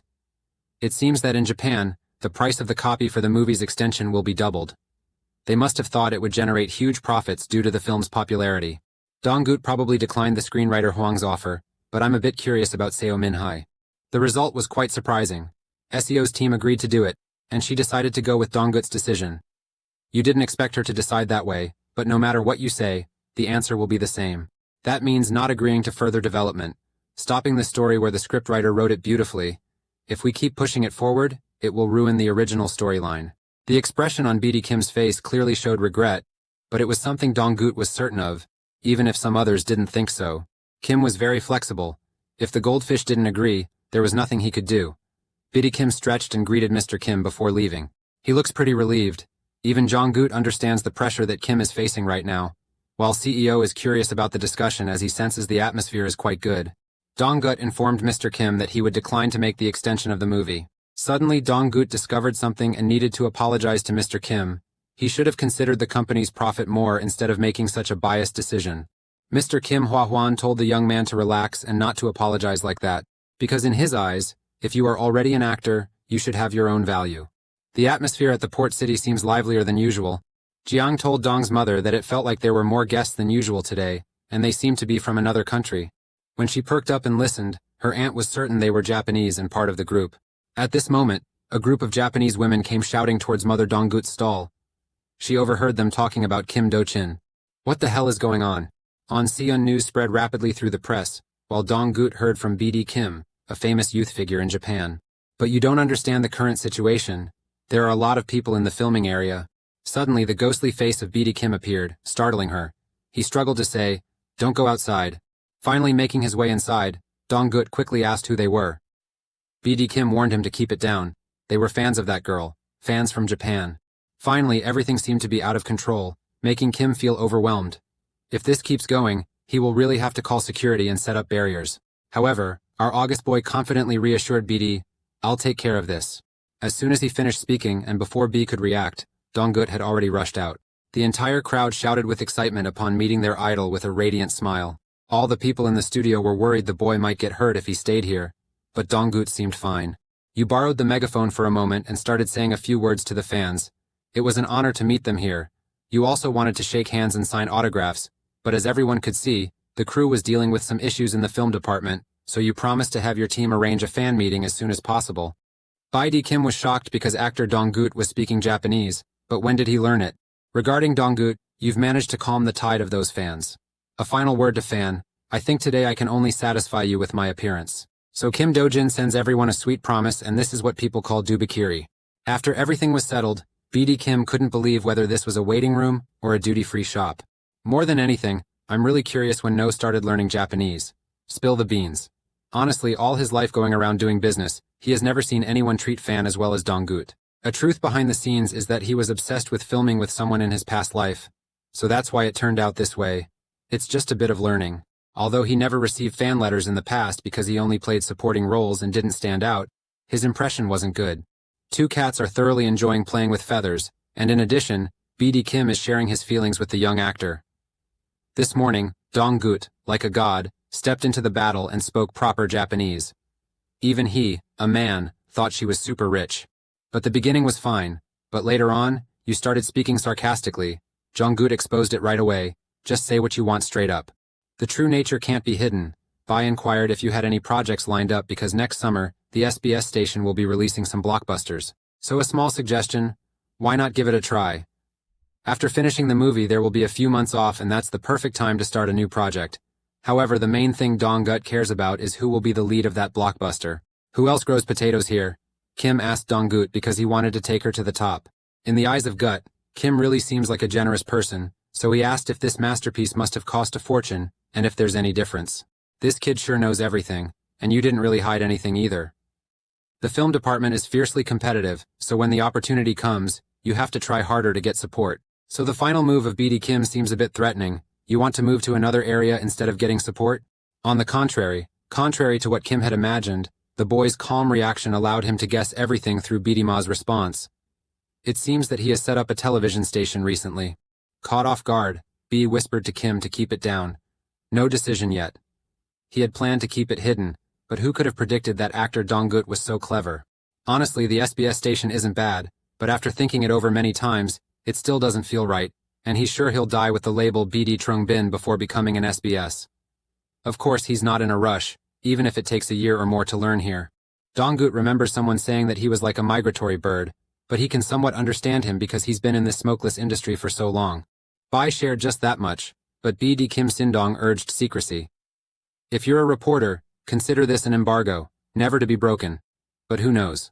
Let's wait and see. BD's heart was burning with anxiety because of that brat. However, everything Dong-gut has done so far was just part of a plan to flip the board, and it worked. After waiting long enough, Scene 61 explores the opponent, the final scene of Youth begins. When Do-jin was sleeping, he heard his friend's voice asking if he would be joining the military academy, right? For her friend, this was too sudden. The fuss caused by Do-jin even shook up the teacher's office, as the principal thought he would be attending Hankut school. Suddenly, the young man Kim avoided the issue. Teasing your friend from this angle looks so bad, and where I go to school doesn't matter. Well, she heard he was going to join the military academy, which means they won't be able to see each other often, right? However, before she could finish her sentence, her thin wrist was forcefully grabbed. It made the lady stumble and fall onto Kim Do-jin. With his charm as a weapon, the boy immediately asked, "Are you upset because you didn't get to see me?" This time, no more playing catch, she asked, "Is that really okay? Wouldn't you feel sad if you didn't see me? You like me, don't you?" Kim Do-jin was bewildered while he was the one teasing. That afternoon, a deeply hidden word was finally spoken at the last moment of high school. Don't go, Kim Do-jin. The warm breath of two close people mingling. A wavering streak emerged, her eyes brimming with tears as she asked him, "What should I do? I think I've fallen for you."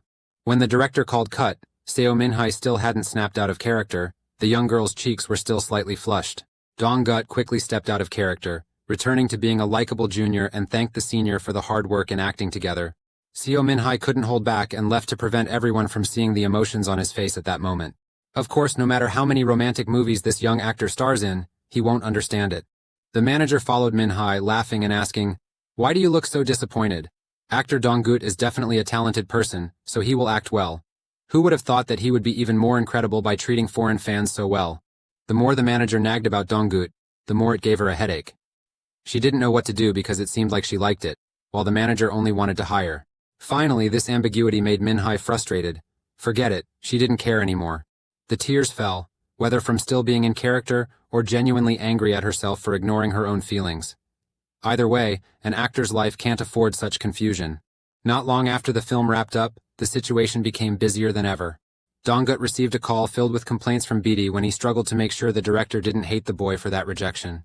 You smiled amicably at Mr. B, knowing full well that it was actually the director who disliked him, so stop pretending you don't know. However, today the director was really sad, even wore a black tie. Just as Bai was complaining about some upcoming projects, someone came to remind them, "You promised to tell me everything in detail later this week, but the press conference is about to start, so I have to hang up." However, a rather concerning issue is that actor Dong-gut is planning to wear an outfit they are not sure is typically worn at press conferences. Don't worry, Director Sin, this is just a production launch. People aren't here to listen, so there's no need to be so formal. Now let's move on to something even more surprising. Reporters outside were buzzing with speculation, trying to figure out how an actor, who had just managed to create a lovable image at first sight, could now take on the role of a murderer. With experience in the industry, they either replace the actor or argue with CIO, mocking that actor for behaving like a child. At that moment, a deep voice from behind questioned the reporters, asking why they were distorting things while it's normal for actors to want to try different roles. Or are you planning to switch careers and become storytellers? And he warned them, have you read the script yet? If not, then don't run around, just sit there. In the end, slick talk is the easiest way to lose face. When I first encountered the script for Youth and saw the boy appear as a cameo, the senior still felt different. How can I put it, when the boy played the role of a monk? He looks like an ancient tree, and the actor for his acting career, can the boy convince him this time? The scene of Dong-gut at this moment silenced the entire room. It was truly the most unique press conference ever, because the image of a dignified monk is emerging, not the youthful boy tinged with the colors of adolescence. This monk and that young man are completely different people. With sharp eyes and a restrained smile, he embodied the role from the very first moment. Even Psy was stunned by that appearance.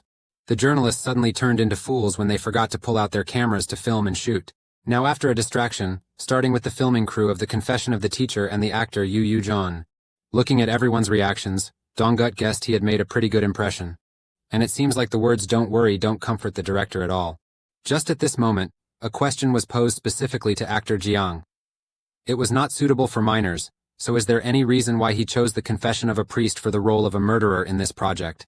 Looking at the reporters, you can tell they just want to dig up some juicy news, like whether there's another reason within the organization for this sudden change, such as dissatisfaction or noise at the TV station. Dong-gut sighed in exasperation, just starting, and these gentlemen are already planning to chew him up. So can an actor like him answer that? The director candidly responded on behalf of Dong-gut. Did you choose this role because of issues with the team? If that's the question, then did you have a fight at home while not properly dressed? It seems like you haven't rested well, so is there something troubling you behind the scenes? The actor went crazy. Couldn't believe why they would say that to an actor. That is similar to an actor choosing a role. They prioritize scripts that match their preferences the most, and he himself thought that reporter might find it more compelling if the priest were seen as a judge, rather than a murderer. Dong-gut was shocked. Was this really the person who had been frozen until now? At this moment, another question was posed to actor Dong-gut. It seems he is a promising actor, but the director has never seen a young actor make such a bold decision. You recognize this person as journalist Kwat Mi-dong-kwan. He believes that if Dong-gut can take on this role, he will break free from the image of a child actor. Dong-gut remembered seeing him in the lobby reading a script, and he heard that the man was quite well known in the journalism community. Of course, an experienced and reputable person will have a unique perspective. The main character in the script is a monk serving as a judge. So, what is the dark side of this main character? This question really intrigued Dong-gut, at least it had to be that way. Director Shin agreed to let the kid answer this question. Before discussing what the main character thinks, Dong-gut would like to borrow someone else's words to explain. I think evil is not only the invisible things but also when you observe the neighbors and those around us. There are many people doing bad things and living carefree lives. And more than that, they can become even more ruthless, surpassing those invisible forces. But the protagonist's view on evil is slightly different, and it's better for everyone to watch it in theaters. The answer was so good that the journalist shouted in excitement. The day after the press conference, newspapers ran headlines about the priest's confession, and it spread like wildfire. And we must admit the title is very intriguing. Actor Dong-gut went from an unknown actor to the new star of the cinema world. However, many articles also mention that the movie could be ruined without stability, despite the glowing praises. And Dong-gut realized that Senior Chon-sut was also on the newspaper. Back when he had nothing, he was the one who gave him rice and a warm blanket. Although still very young, he is very mature. When you were still hesitating about whether to become an actor in the future, he had already become the guiding lighthouse because he knew what the taste of rice mixed with tears would be like. Dong-gut can never forget that meal. They say he followed his heart's call from the movie August Boy. No one knows when he started attending press conferences like this. You're sure to repay these favors from a past life. Just at this moment, a blank-faced figure suddenly appeared. I'm sorry, but I'm about to go to hell. I beg you to forgive me and let me go. Even if I'm serious, I have to admit that Kwat Mi-dong-kwan newspaper really writes very well about the topic. My little one didn't expect that you also knew about him. Well, it's because of some of his achievements that the company newspaper often recommended him for the editor position, but he kept refusing. Turns out there is such a thing. The more you know, the more interesting it gets. And it seems like today's breakfast isn't the usual soup. The thing is, the old man has to admit that when he read the news in the paper, he got a bit too excited and had a bit too much to drink. Then Dong-gut got ready to go out. Suddenly he called out to him and reminded him to bring a handkerchief. This handkerchief is something Bet always carries with him whenever he goes to the set. And this is also because of the independent film of the boy. It's the first one where he played the lead role. So he will treat this as a good luck charm for the boy. In the middle of the two kids being all lovey-dovey, their uncle butts in and sarcastically says, "How come I never got any gift from you? That's so unfair." Dong-gut truly enjoys the atmosphere of his current life and is extremely grateful to him. After school, Dong-gut quickly headed to the church. The priest complimented your outfit at the press conference, saying it was very fitting, and it would be quite hard to find anyone who could wear it as well as you, even among the people of the church. The reason for bringing the child today is because of the script. You're sure that Dad has read the script, but forgot to inform about the timing, and was a bit worried when the movie portrays the priest as a murderer. Actually, with Cha, he felt everything was fine. He stayed up all night reading that script. It reminded him of the book Noi Bon Toi Tre by Kweto that he had read when he was young, and he wondered where the little boy in front of him could have dug up this information. More than anything, the main character is someone who has observed a lot. He carries guilt in his heart yet simultaneously denies what he has done. The priest only wonders if taking on such a role would have any impact on the boy. So you want to ask Dong-gut one thing: what is a demon to you? The silence interrupted the conversation between the two. After careful thought, Dong-gut answered that the demon's father is someone as evil as their heart, and they will feel ashamed and live a life of disgrace. Instead of seeing those evil fools, your empathy isn't for the sinners, but for the victims. This boy agrees with what he reads in the Bible. It seems that father doesn't have to worry about anything anymore. However, what worries Dong-gut is that the actions of the main character will damage the reputation of the church. Facing the boy's question, Cha just smiled kindly.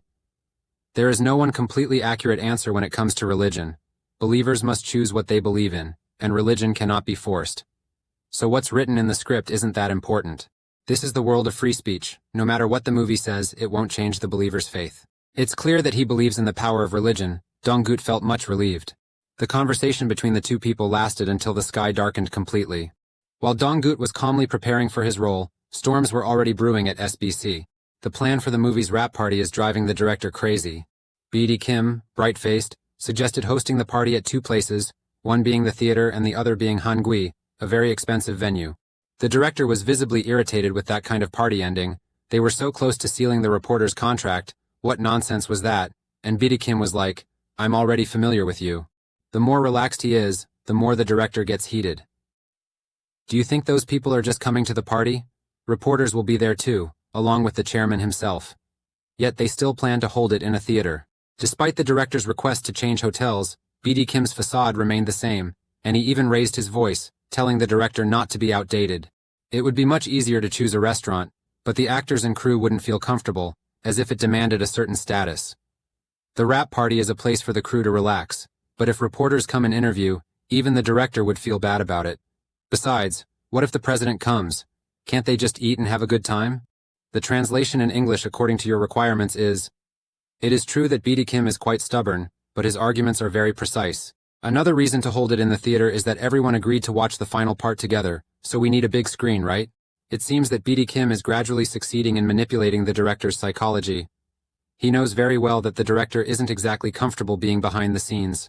So after not showing up even once during filming, you should know it's hard to please the higher-ups. Instead, just ask them for more funding. Now the director can't even tell who's the boss and who's the subordinate anymore. Why do they always keep asking for more money? Seriously, he understands that Mr. Kim cares about his family and the film crew, but the matter needs to be considered further. Those little demons can rest assured. Kim is confident he's fully prepared, and the theater is all set. The director is just taking it. Now he's just trying to speak well in front of the chairman. Even though he's really annoying, the old man just can't hate him. Not even a few seconds into the moment of silence, Kim popped his head in to remind the director not to forget his trip to Phuket. This guy might as well just sit on his boss's head, he said. Later that evening at Donggut's place, there was another storm, more precisely, a storm of clothes. The director couldn't handle it, so he asked Baka for help. 8 young men who hadn't met in a long time were suddenly called out, immediately got defensive. I made this myself, so what? Mr. Kim sadly reminded the actor that the director's office is not a place to play around, so if you want to buy clothes for Donggut, just go to the store. Do you think she really wants to? The ghostly woman snapped. The store only accepted the boy when he was unknown. Now if he goes there, people will go crazy, forget about shopping, and they'll be trapped inside. Donggut felt a bit scared, not joking around. She's seriously warned not to wear the same uniform as last time. She won't just stand by and watch it happen again. Got it. She will definitely straighten this boy out from head to toe without missing a spot. And now we will move on to season 2 of Living as an Actor. Will the life of young actor Donggut reach the pinnacle of fame amidst the applause of everyone, or will he once again become a tiger butterfly lost in the dazzling world of showbiz? Director Shin apologized for the car being a bit cramped and old, but Donggut didn't mind. The car was still good. Now they are visiting the upcoming filming set. Director Sin wishes that all the actors could be as optimistic as Donggut. He would be deeply moved. With Donggut, it will be prioritized over the current vacation. That's also why you received a lot of guidance from the director. But you heard that Mr. Sin would have a discussion with a funeral director, so you didn't understand why he was heading all the way to the outskirts. The reason is very simple. He wants the actor to truly understand the character and see the original version. Donggut was extremely curious, wondering if he had a prototype for the character. Of course, he already has one, a real-life figure for inspiration. Finally, they arrived, greeted by an elderly man who works as an Undertaker. So, the image of the character's father is that of an Undertaker. With a thin and time-worn figure, he is the father of the director. The time they arrived at Cha Ju-sin's house was already around evening. The old man, while peeling seeds, asked the 2 people, one old and one young, who had taken the trouble to learn about burial shrouding. To be honest, it's a very labor-intensive job, and you also have to get used to the shroud. At first he trembled before the corpse, tears streaming down, but it would have been ridiculous to show that in front of the host family. So he clenched his teeth and mustered up all his courage, time after time, until he gradually got used to it. Clean the lifeless bodies, dress them in new clothes, and stitch up their wounds made him think about life. No matter what their past was like, the burial shroud brings everyone to the same level, and that's truly sad. In this era, where degrees and schools are considered so important, few people still work in a profession where they meet more dead than living. But in the past, children often inherited their parents' jobs when they grew up. The Thi Donggut guessed that Director Sin would do the same. The answer was just a guess, child. Mr. Sin sneered at the old man and scolded him in a local accent. How could someone with such a sensitive stomach handle this kind of thing? Normally, they wouldn't be able to manage it alone. They'd quit after just a few days. Donggut suddenly asked, what if a young person could do that? What would happen? The answer wasn't contempt, but an obvious response. he thought they'd faint. Of course, that's the usual reaction, and if that kid keeps doing that job, there will be two possibilities. Either they will become numb or extremely sensitive, enough sharing to keep Donggut pondering until late at night. The sky here is so beautiful that director Shin couldn't help but exclaim several times to the actor. To put it bluntly, this job isn't based on his personal experience. This uncle simply drew inspiration from his father, a man who made him take up the embalming work. Naturally, in his younger years, he thought his father was emotionally detached. But then the boy realized that wasn't right. It was like the night. His father also had hidden feelings, and he had recognized them. After his mother died of illness, his father worked as an undertaker to raise him alone. In the eyes of the little boy named Sin, visiting his father's workplace was also a way of saying goodbye to his mother. And Sin at that moment saw something, the image of a father with frail, trembling shoulders, who had never shown any emotion, wiping away tears as he took care of the final rites for the wife he loved with all his heart. That was when the boy, who thought his father's heart was made of stone, realized that his father felt just as much pain as he did. So director Sin believes that the main character's experience also carries those emotions, even when the paths we walk are parallel lines. While he continues, the character remains closely tied to those feelings. And he wished this conversation could help the young actor Donggut. After the conversation ended, the entire sky was left with only him and the lingering melancholy. No one can escape death. All humans are the same. It is like a flickering flame at the end. He wrote down his own philosophy of life that no one can escape life and death. Both of you in your past life were an ungrateful son who couldn't do anything to save your mother, and that was the last straw that made Donggut lose the will to live. Facing life and death and how everything changes is tough, but I think leaving without a proper funeral is the biggest challenge in life. The next morning, Donggut was drying chilies with the old man while listening to him continue sharing his thoughts. He mentioned that there was a time he had to arrange a funeral for a lonely person whose roof collapsed in a storm, causing rainwater to seep into the body. So his daughter, even if she came here, wouldn't be able to see her father one last time. That's why he usually advises the family head to prepare a coffin just in case. Another case is an accident caused by a tornado, its speed twice as fast as usual, the body torn apart and the skin peeled off. While listening to the old man talk about not encouraging the family to participate in the funeral process, Donggut suddenly realized. His hands were trembling though his words remained composed, but in a moment, it became firm and resolute. People in his profession must care for the deceased, so they can appear in the best condition one last time. Then he allowed Donggut to ask whatever he wanted, because who knows if there would be another chance. The young man boldly asked if when arranging the funeral without family present, should they also consider the deceased's religion. He hasn't had much experience with those cases, but in the past, there were quite a few bodies that were not claimed by their families, and monks would periodically visit and pray for them. The last words he said to Donggut, even if a lot of time passes, there will still be someone willing to help. Now he handed over a pack of cigarettes and told Donggut to take it home and give it to the elders. Before Donggut left, he was curious if the boy was the main actor in his son's movie, and the boy proudly showed off his role. If that's the case, this old father hopes for one thing: please take care of him. Director Shin didn't say a word to his father and told actor Kang to hurry up. It seems that Donggut noticed something. Director Sin also resembles his image. Suddenly, No reminded Uncle Sin that his father was waving, startling him. I told you, Dad already went in. Finally, the gruff director walked down, slammed the car door shut, and shouted to Cha, the autumn wind is freezing, get inside. Even so, he still did not go. This father, honestly, sometimes I just don't know what to do anymore. So the boy who once promised you he'd come back after finishing his movie, don't worry, Dad. Donggut sat in the car, proud of his uncle. As they say, starting is stepping into half the battle. A brief meeting followed by a call would make the ones I love much happier. If only Director Shin weren't at this age, it would be so much better.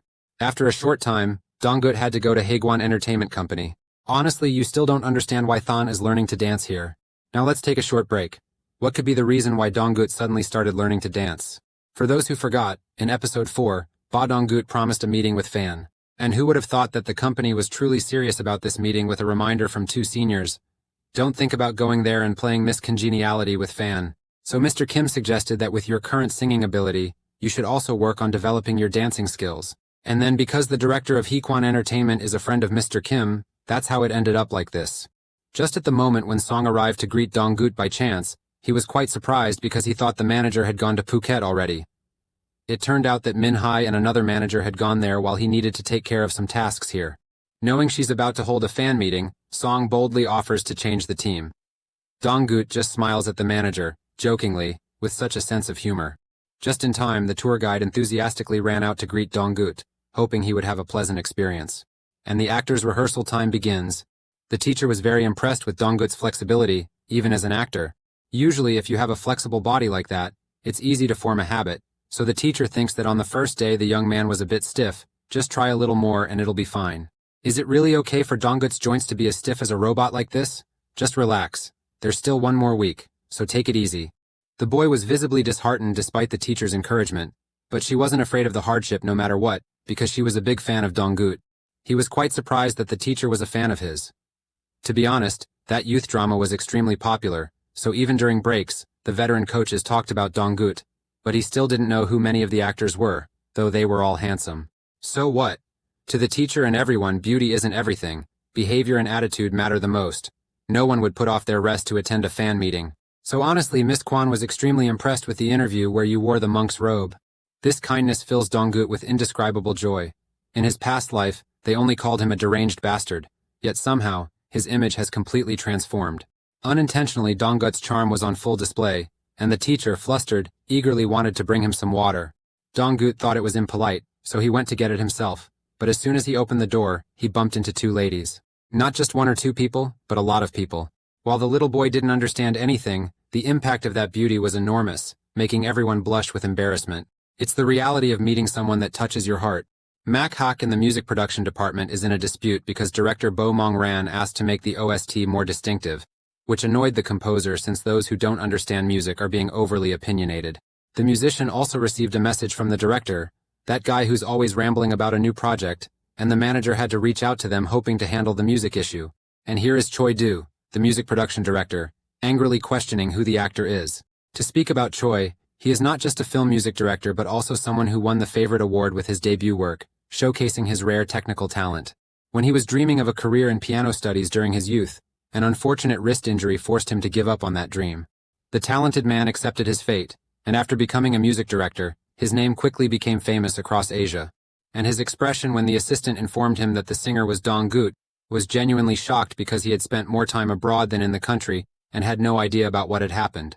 The assistant received an audio file, so if he wants to know more, he should probably listen. The impromptu singer is utterly exhausted from dealing with a barrage of baseless rumors. Not only the coach but the entire staff is stirring things up. After showering, Donggut quickly started practicing his lines. He got into character swiftly, from his eyes to his words. What he received wasn't pain. He delivered judgments to those with sinful lives, so please don't let anything happen. Things like that just happen by chance to the victims of your sins, so you're different from them. The young boy stopped here. In his previous life, practicing lines alone in front of the mirror was normal, but now it feels a bit sad without anyone to practice with. Actually, you have grown up and gotten used to having everyone around like you do now. Just as he was trying to calm down, he suddenly got furious because his uncle had walked into someone else's room without permission, which embarrassed him a lot. You can't blame his uncle, though. He did knock, but the nephew was too absorbed in his performance. But why be embarrassed? Come closer to see how much your nephew has grown already. But whatever, let's go eat chicken now. Turns out Anne came up here to tell the kid to go down and eat, and at the same time, eavesdropped on the script to tease them. Donggut, still holding the pants he was changing, rushed outside and urgently asked him to stop. As for Choi, he is reviewing the AU version of Donggut.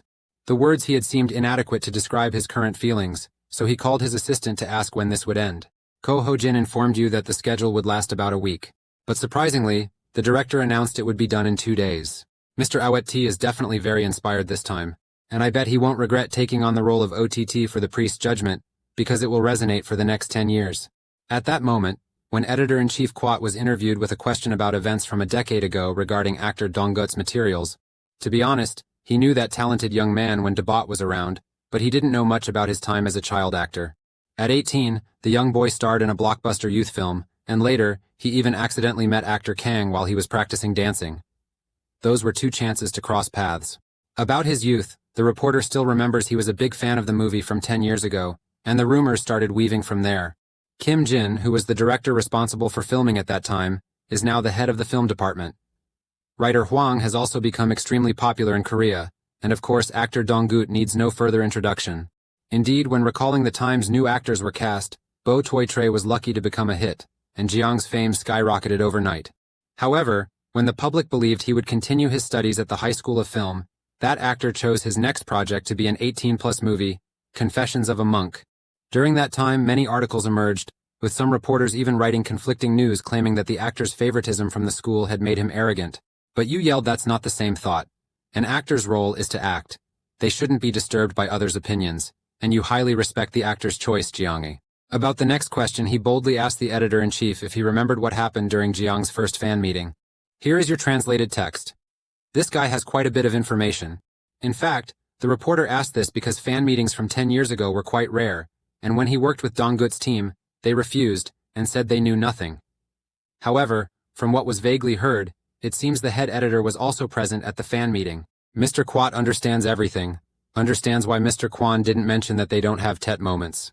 In fact, there is no reason to justify that. In the meeting, the cameras pointed at us as if we were on a film set, and there were 10 times more of them than there are now. The cleverness of CIO Kim Song-kwan is highly commendable. The team must have prepared a lot for the meeting fan. Even Donggut couldn't believe there would be this many people. So you're thinking it over carefully? Or are you just dropping the dancing part because changing it within a week is too impossible? Sister C betrayed Donggut. She said that not only are there Korean fans here, but also Japanese fans. So Donggut practiced dancing for the fans to watch, and there's a rumor that he's even better at dancing than Ido. She seems to have set a trap for this young man already. Midway your heart pounds with the fervent love of fan. Well, fate decides for each. Some win all, some fall, loved or not. We gamble, betting it all. And this is the dance that actor No Lejun is preparing for fan. Ido could be very handsome and talented, but that's only when Ido hasn't danced. At that moment, the original creator Donggut was sure that this dance would be enough to inspire the fans. So anything can be accepted when Dochun-sama is too handsome. It seems like Dochun-sama is about to sing again, according to one of the group's key members. People were a bit skeptical, like yeah, he's really cute, but his singing might be a bit off, right? Donggut noticed the passionate gaze of the fans. You effortlessly used your strongest weapon, giving them a warm, sweet smile. The fans will be head over heels, not caring whether you sing well or not. The most surprising thing was Donggut's incredibly soulful voice. Then he continued to stir up the atmosphere with his singing and games, puzzles, and many other activities. Now it's time for the segment to pick a lucky number to get a Donggut hug. Today seems to be this girl's lucky day as she was chosen, number 73. The little kid walked up nervously as he got close to his idol. Can you believe it? Dochinsama is holding the baby's hand. It's big and warm too. And right at this moment, something unexpected happened. The girl only had time to look up at the ceiling because it suddenly got too dark. When it became clear, it was too late, and Donggut swiftly pulled her towards him. The entire studio ceiling lights collapsed into a chaotic mess. Everyone froze because of actor Donggut and the fans who were still up there. All the staff are working at full capacity and simultaneously calling for a 119. One of them slipped behind the stage curtain, worried about Donggut.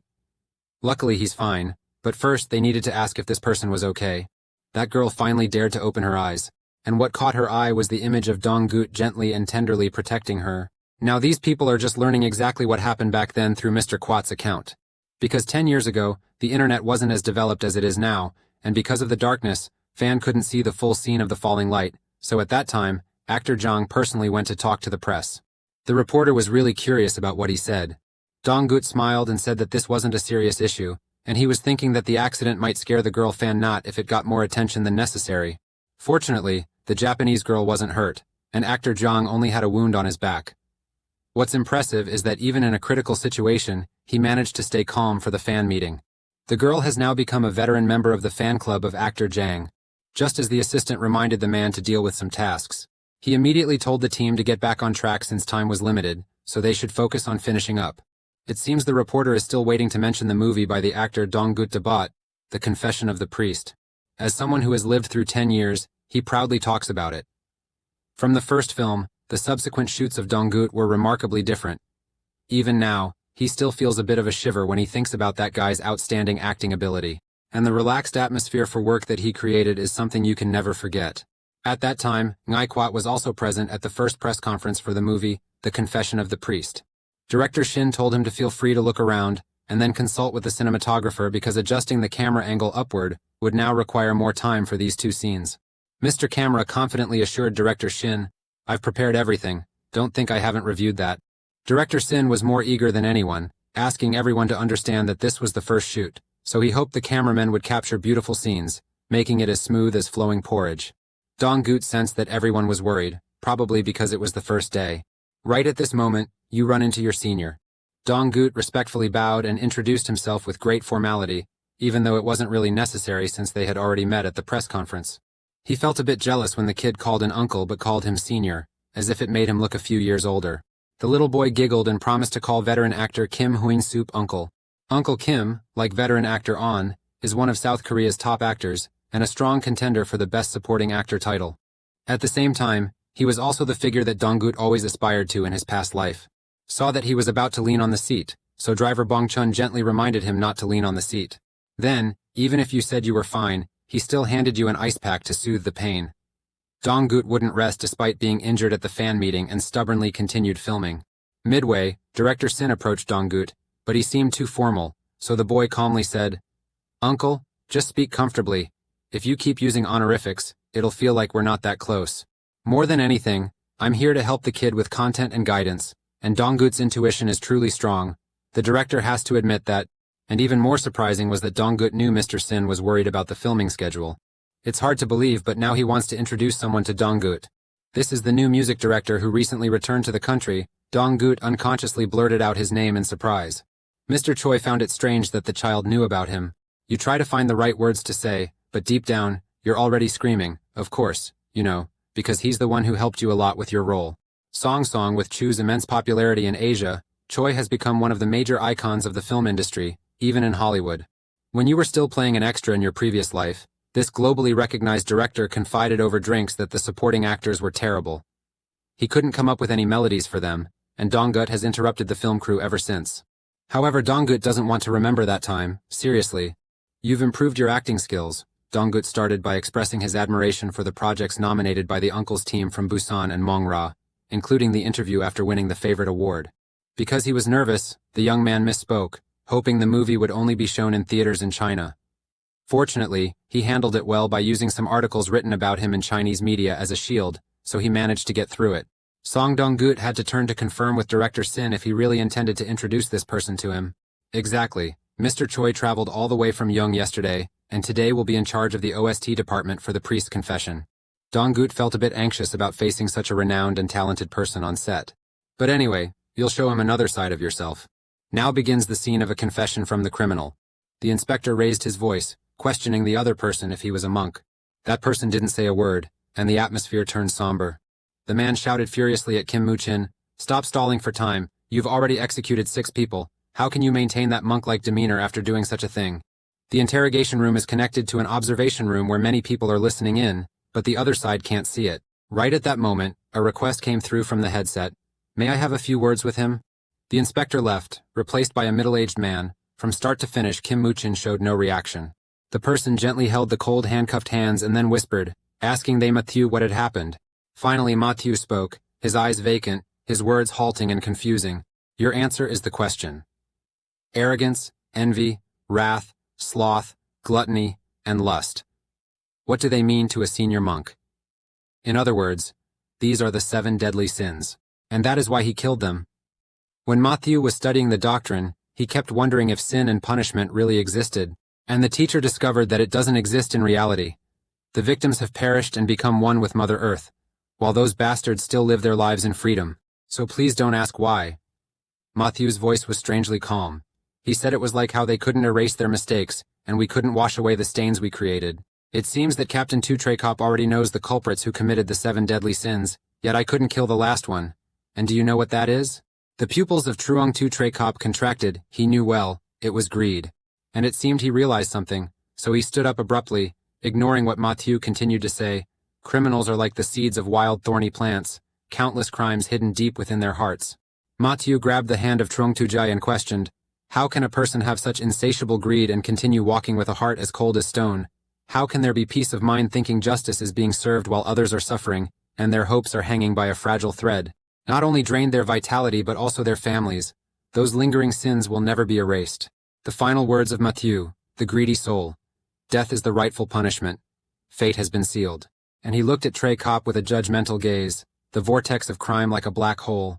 Final calculations, the embodiment of purification. Just as the director shouted cut, he then timidly asked Mr. Choi how he felt. The expression is not hard to guess when anyone watches the set of Dong-gut. He's quite surprised and wonders if the other takes were also done in just one shot. Of course, for director Shin, not at all. It's no exaggeration that in the industry, he's earned the nickname, the Stubborn Ox. And the man nearby, Chief Editor Sir shouted after witnessing everything. He immediately had a hunch. The movie revolves around actor Jang and will be a huge hit, and he was sure his intuition wasn't wrong. On the other hand, in the studio right now, the props team is torturing everyone with the smell of decomposing corpses. Because the director wants the set to look like a real morgue, everyone will have to put up with the smell a bit. Other people were already turning green from vomiting, but director Shin Kyung was adamant that the more realistic the set, the better. But isn't it a bit unrealistic for you, my friend, to be busy getting a performance permit while reminding everyone?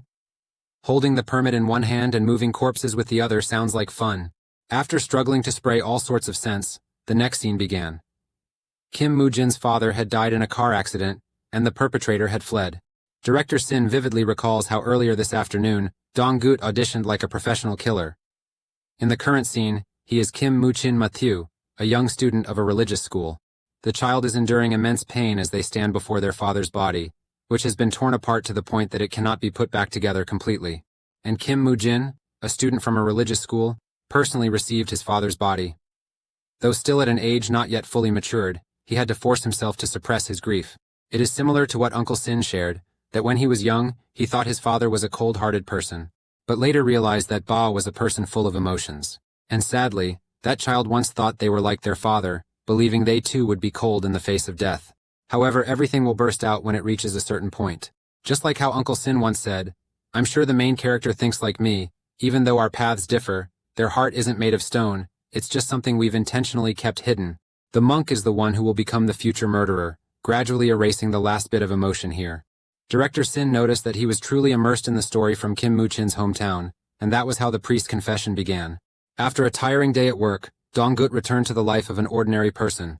At this moment, when looking in the mirror, you just realized the wound has completely healed without a single scar, as the director was quite concerned and took him for skincare throughout. After taking a shower and changing clothes, he went out to eat and immediately saw Anne's cheerful smile. He wondered why his uncle kept stopping by while he was supposed to be at work. The kid is so straightforward, but thinking about it, I have to admit I underestimated him. It's all because he's mocking the fact that the person he used to call uncle is now called Kim Sunbae. If you want to judge, this Uncle An entered the industry 3 years before Hyung Sup. Dong-guk thinks maybe we should start calling Uncle An a super Sunbae. He's just too rebellious. It's true, you can't reason with her. Look at that kid who's now the most famous actor in Korea, even trying to teach others how to act. Still, this is the first time he's seen him praise an actor so much, and it's a newcomer. Did the kid do something on set? Dong-gut was chewing rice and shrugged. This, you handle it, seems like there's nothing to do. The surprising thing about this An guy is that they've managed to raise a tiger in the film industry like Dong-gut. Even Bai Diet, who worked with him, is enjoying some of the fame. That hot-tempered Mi Hung Kwang probably doesn't even realize he's holding onto a big shot. Finished, An started to ask a few things about the Dong-gut project and asked to leave if allowed. Bet was curious since it seemed there was no filming today. Honestly, he got the day off today and wanted to go out for a bit. Uncle An popped his head out and sincerely advised, "If I were you, I'd skip school and go to sleep. How do you still have the energy to organize your morning schedule?" Dong-gut can't help it since he's getting his test results today. Now Dong-gut Chi is allowed to be an ordinary student just for this morning. Uncle An predicted confidently that the retake would rank first again. That boy is just too perfect, huh? After a few classes at school, Dong-gut played soccer with his friends during recess. Not only is he a great actor, but his athletic talent is also outstanding. It seems like it's been a long time since Dong-gut has had time to hang out with friends like this.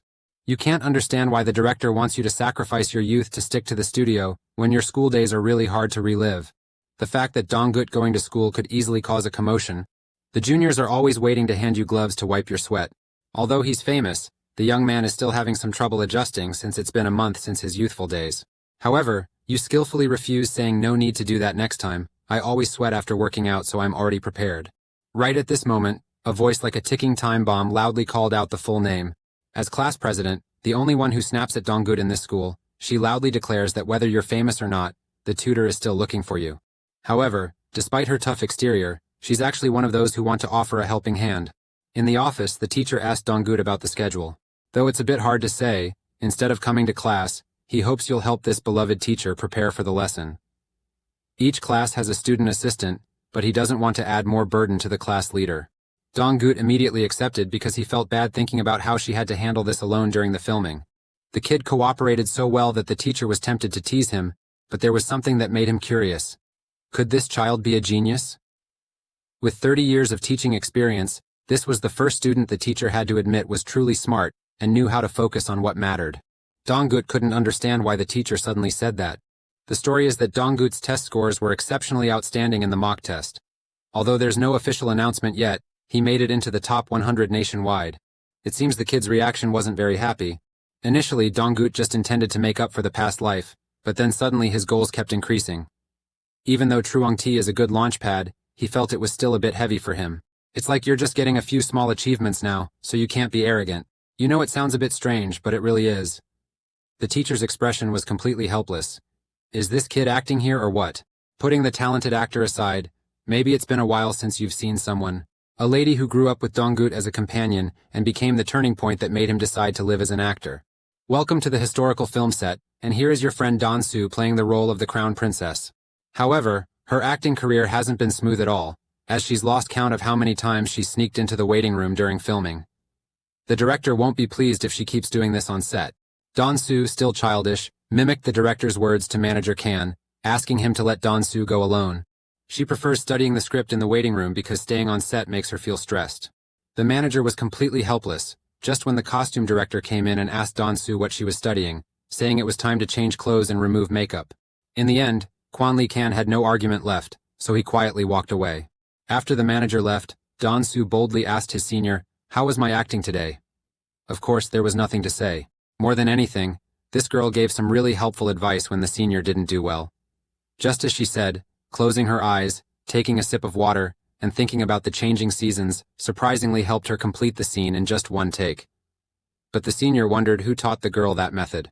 Memories from childhood suddenly came flooding back, making Don-Soo blush.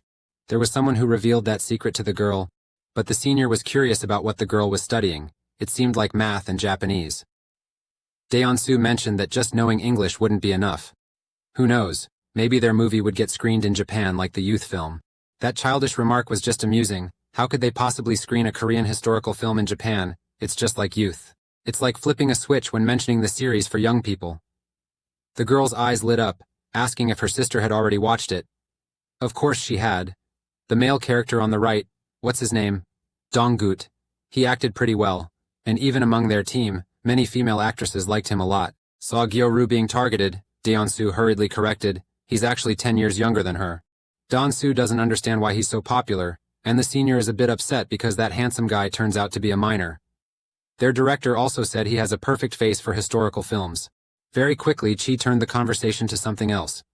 Seeing how hard the girl was studying, her goal must be to get into a Korean university, right? But the answer is she will enter Sehwa and she will definitely pass. For those who don't know, Sehwa High School is where Dongguk is currently studying. So Donggut felt like someone was talking badly about him. The days after, Korea started to get cold. The wind came too early, even before winter, making everyone shiver like leaves in the wind. At the right moment, Sutsu brought everyone some heating patches and handed out 3 to each person, no more. The cameraman was trembling and grumbling.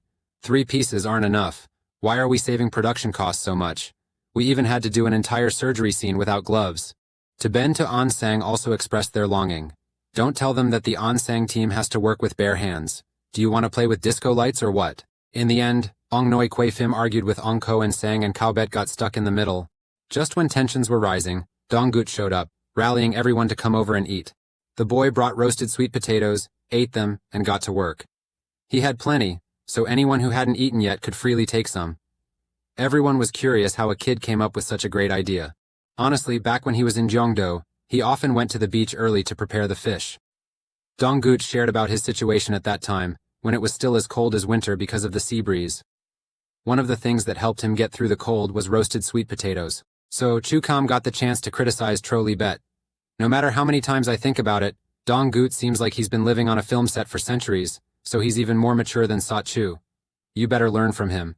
Seeing everyone so tense, Donggut stepped in and told everyone to calm down. We're almost done filming. Suddenly the boy suggested buying raincoats for the group to avoid worrying about the weather, leaving everyone puzzled. Now Bet's memory has returned, which is why last time she said she wanted to buy more tools, but before she could finish, her mouth was stuffed with potatoes.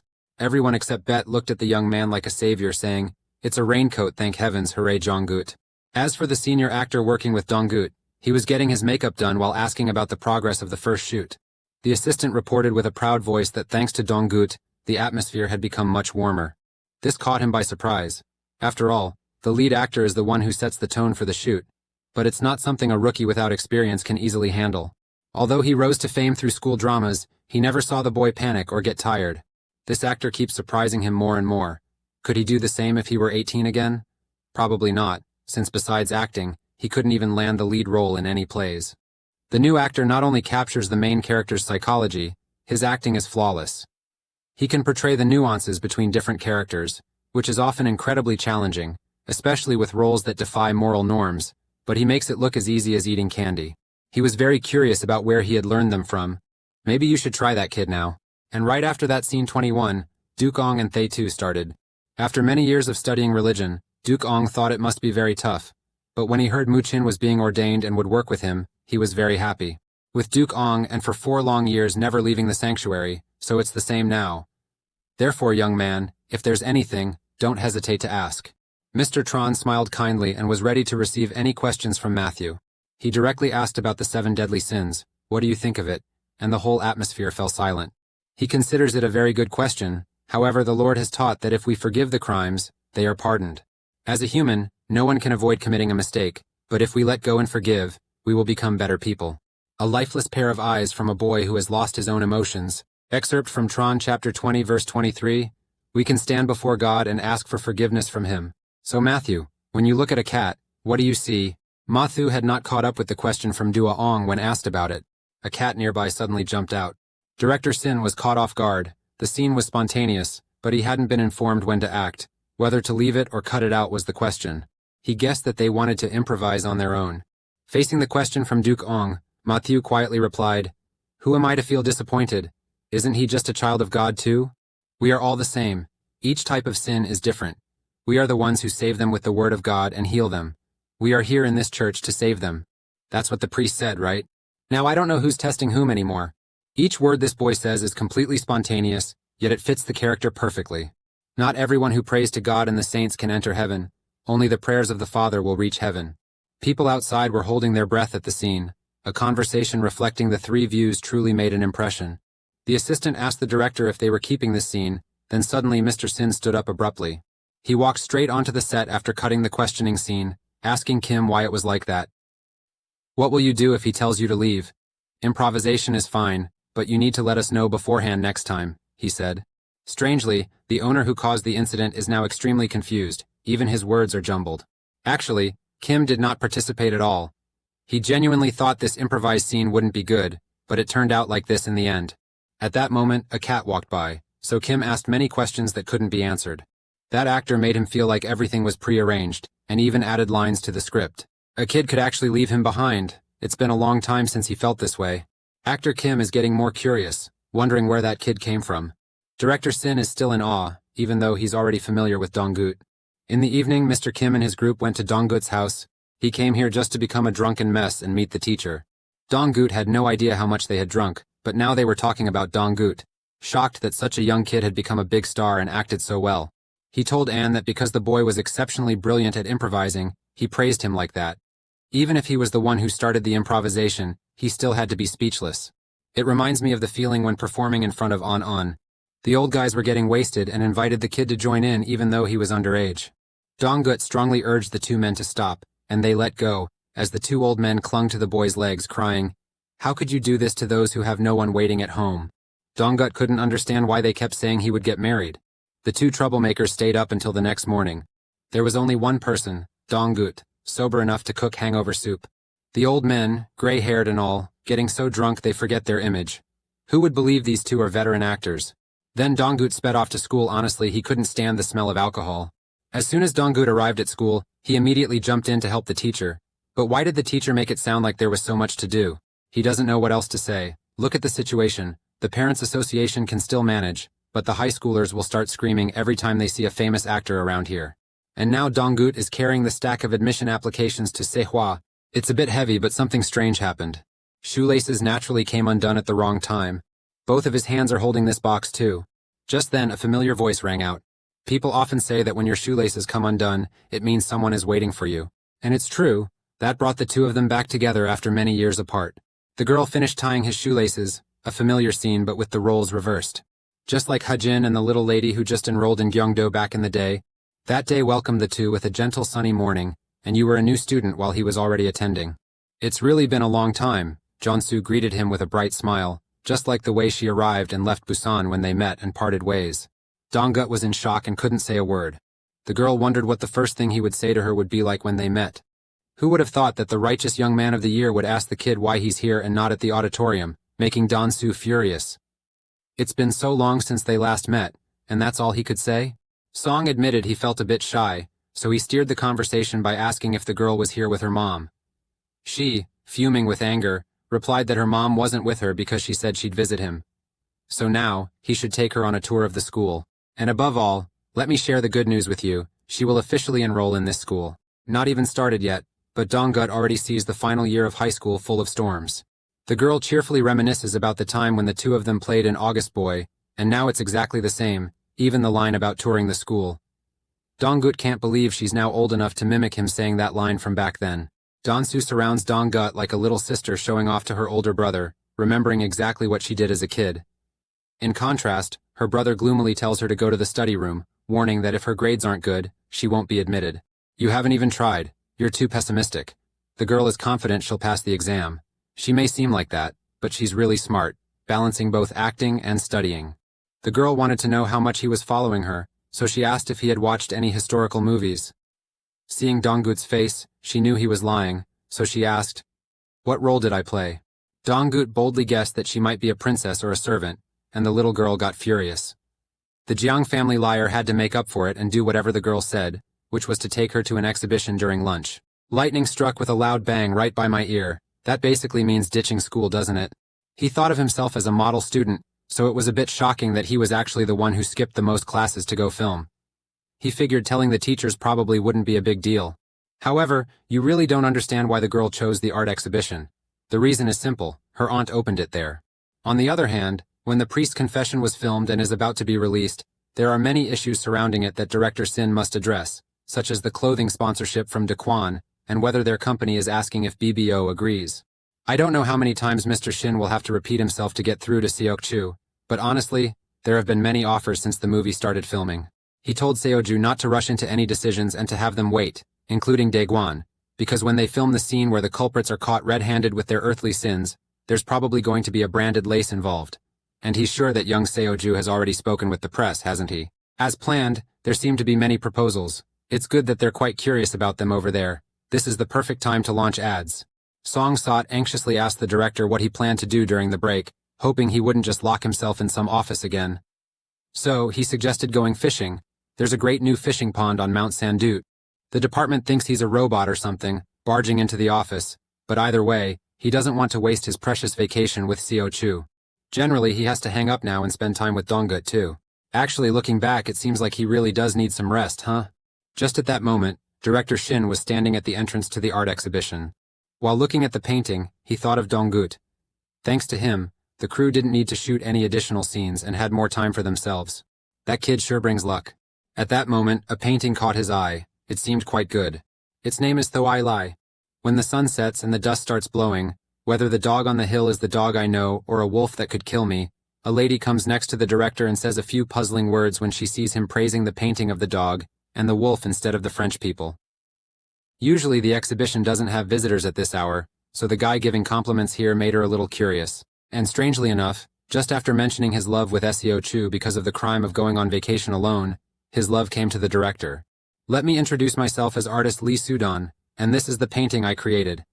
If there's any inconvenience caused by me sharing this painting, I sincerely apologize. The director Sin, possessed by the demon of love, didn't feel bothered at all and even eagerly introduced his profession.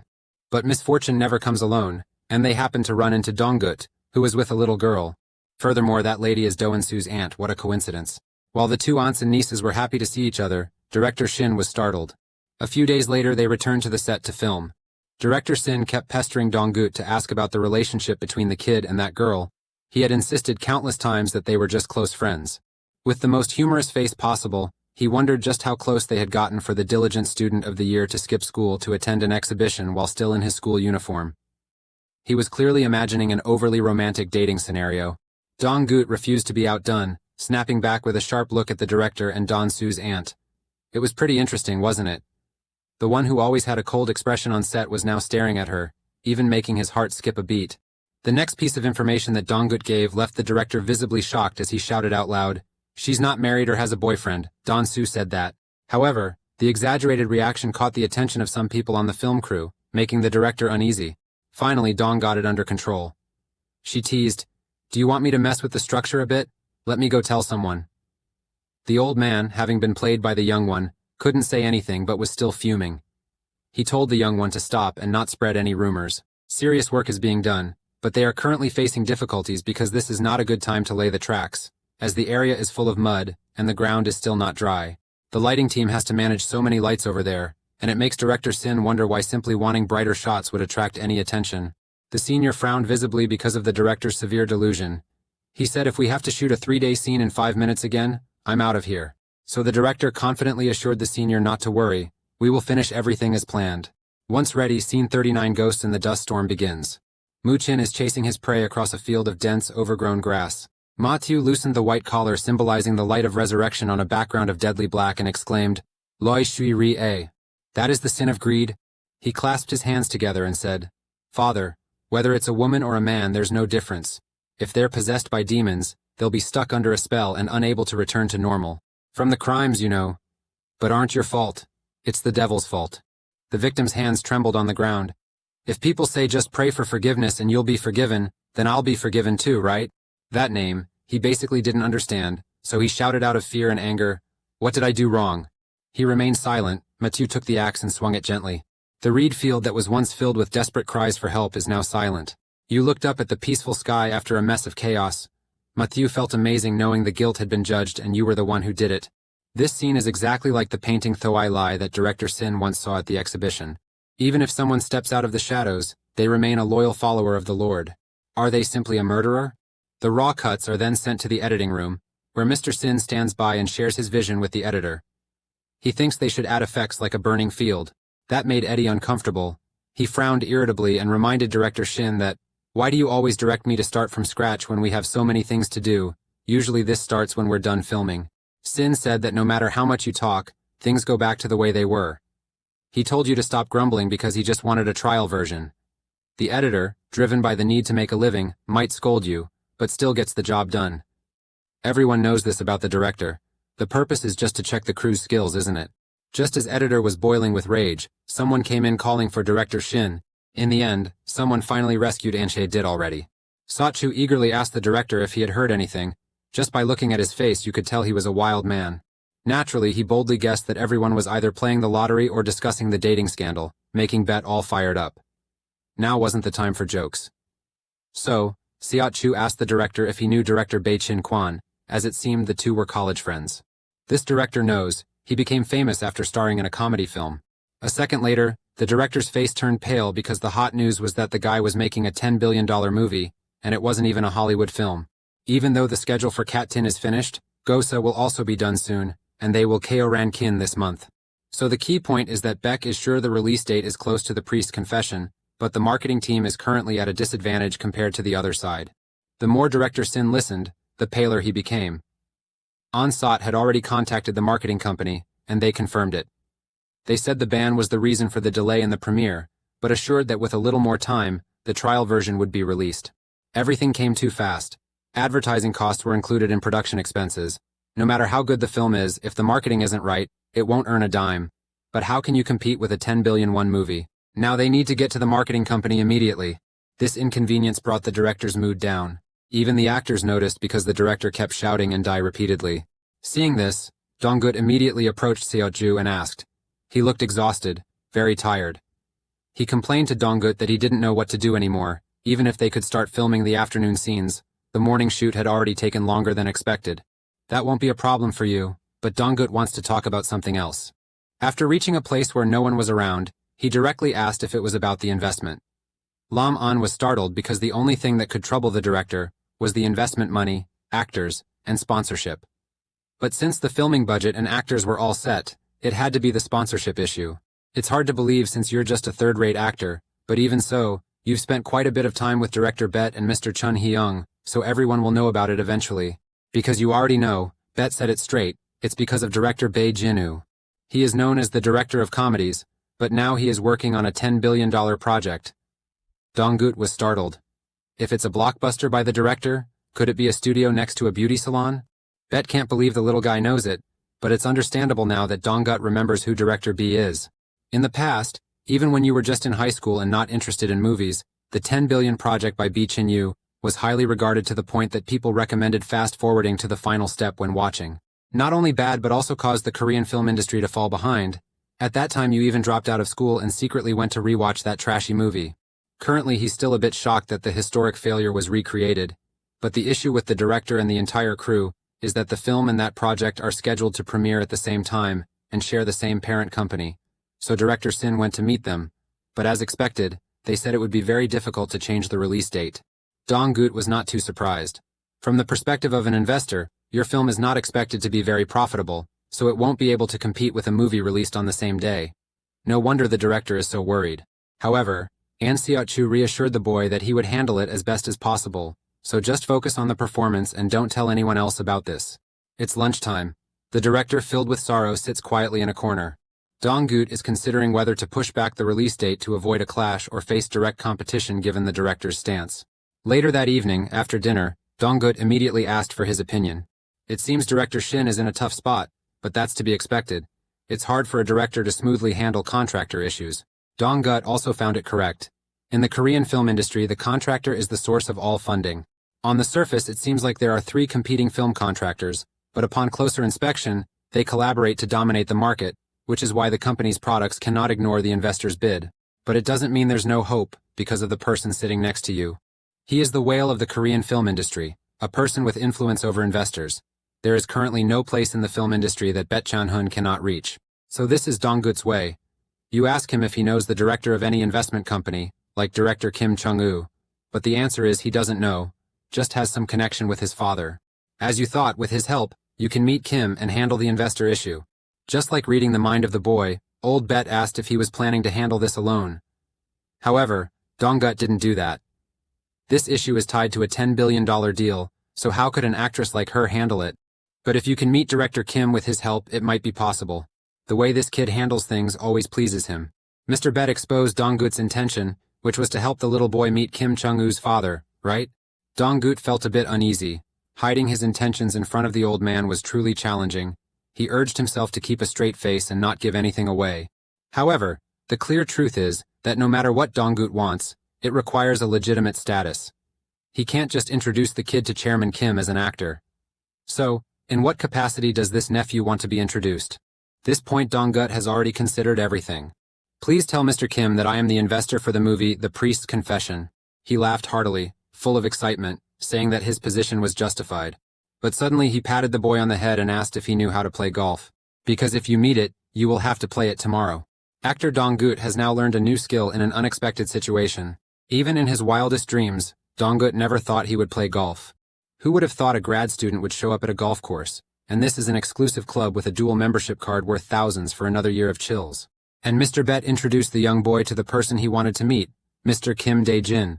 Dong-gut quickly bowed politely. Above all, you know Kim Dae-jin, he's the only contractor here who has brought the Korean film industry to its peak like it is now.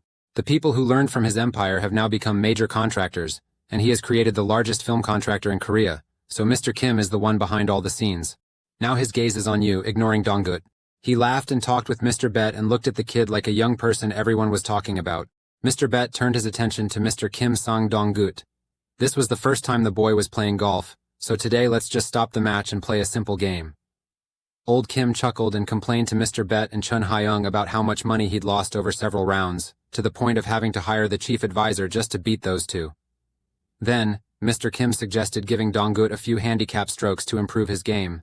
The little boy with a beaming face asked the old man, "If I win, what will I get?" Kim was so confident that he promised to fulfill any request if you win. With that much confidence, Dong-gut dares to bet that Kim won't let you win since you're just a newcomer, right? It seems the chief secretary is eager to build his own image.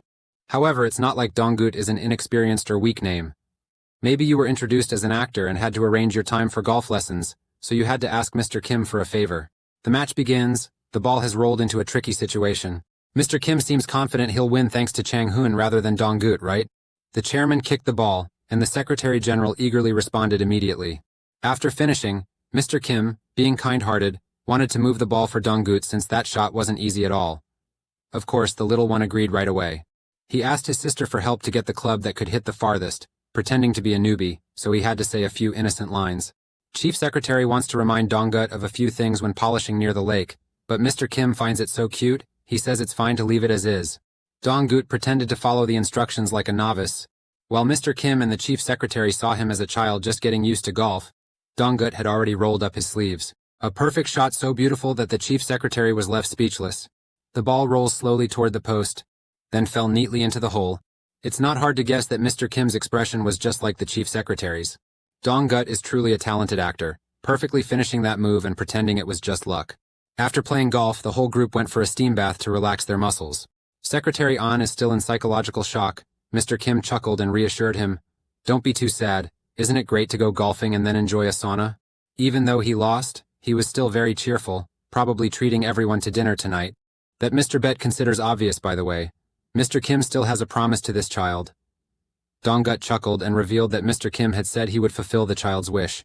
Mr. Bet, being very perceptive, knew it was time to leave the two alone, so he quickly asked Secretary An to accompany him. And now the real conversation officially begins. Dong-gut placed an hourglass to mark the time and then asked the chairman, "In your opinion, what is the most important thing when becoming a major contractor?" Kim found the boy incredibly interesting when he proposed a 10-minute time frame. His response was to provide the audience with better movies and earn profits from film investment and production. Now he'll see what this kid can discuss as someone who holds the money. The perspective of Dong-gut suggests that Mr. Kim's ideas are suitable for an investment company whose golden rule is to develop films in a short period of time, with many scenes used to attract more profits. So isn't the core benefit about making a profit? He is extremely interested in Dong-gut's thinking, especially when it comes to profit, and eagerly awaits the next words. Dong-gut asked back if President Kim had noticed where Dechung Company was investing. Dong-gut was referring to the $10 billion deal project currently in production. With the sharp gaze of a capitalist, of course, he knew to jointly invest without going through his decision. So here's a very sensitive question, one that really hits a nerve with the chairman. If that $10 billion deal movie fails, what will happen to your company? Seriously, if that happens, it will cause significant damage, but you still don't understand why Dong-gut invested in a failed movie. Time slowly drips away. He'll only speak if you want to listen. He'll agree, but guesses it's not what this kid wants from him. Actually, Dong-gut just has one wish. Instead of a $10 billion project, you want him to prioritize moving up the release date for The Priest's Confession. Another question was raised. From an investor's perspective, isn't separating the release dates a smart move? It's better than having both films flop, and deep down, Dong-gut knew clearly that movie would be a disaster. It's really interesting. The chairman smiled warmly and agreed with the boy, but they need to confer before making a decision, so it will take some time. Now, he wants to know why this kid thinks the $10 billion project will fail. The only thing Dong-gut can realistically say as an actor is that he has read the script. Its content is too abstract to materialize. And the actor's sly smile began again. In some way, although Dong-gut didn't intend to tease, he dared to ask if a confusing movie could keep the audience interested. Of course, the deeper reason he didn't mention was that the movie was too personal. However, this was only revealed after numerous specialized studies, and now you need a reason that no one can deny. Time gradually passed, but the chairman did not pay attention, and wanted to continue listening to opinions from Dong-gut. The investor expects a return greater than the amount they put in, and to achieve that, the production company must apply elements such as CGI. Most of the money is spent on the production development stage, including television advertising.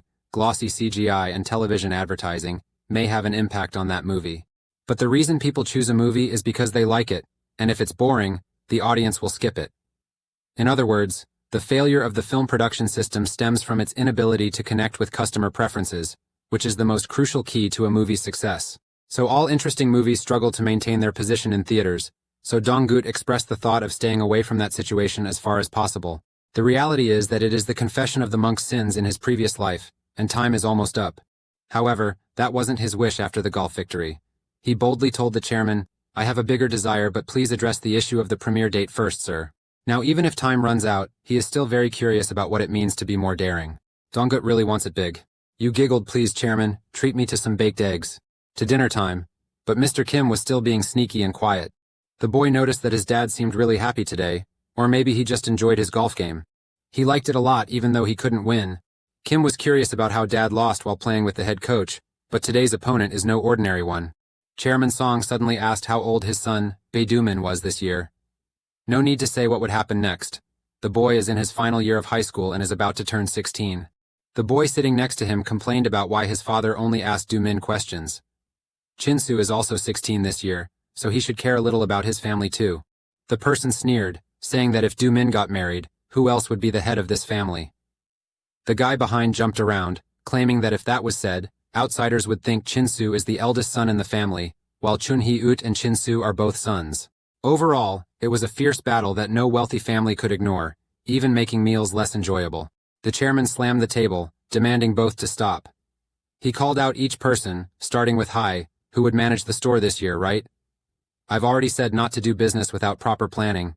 If it's the same next year, I'll take back the store.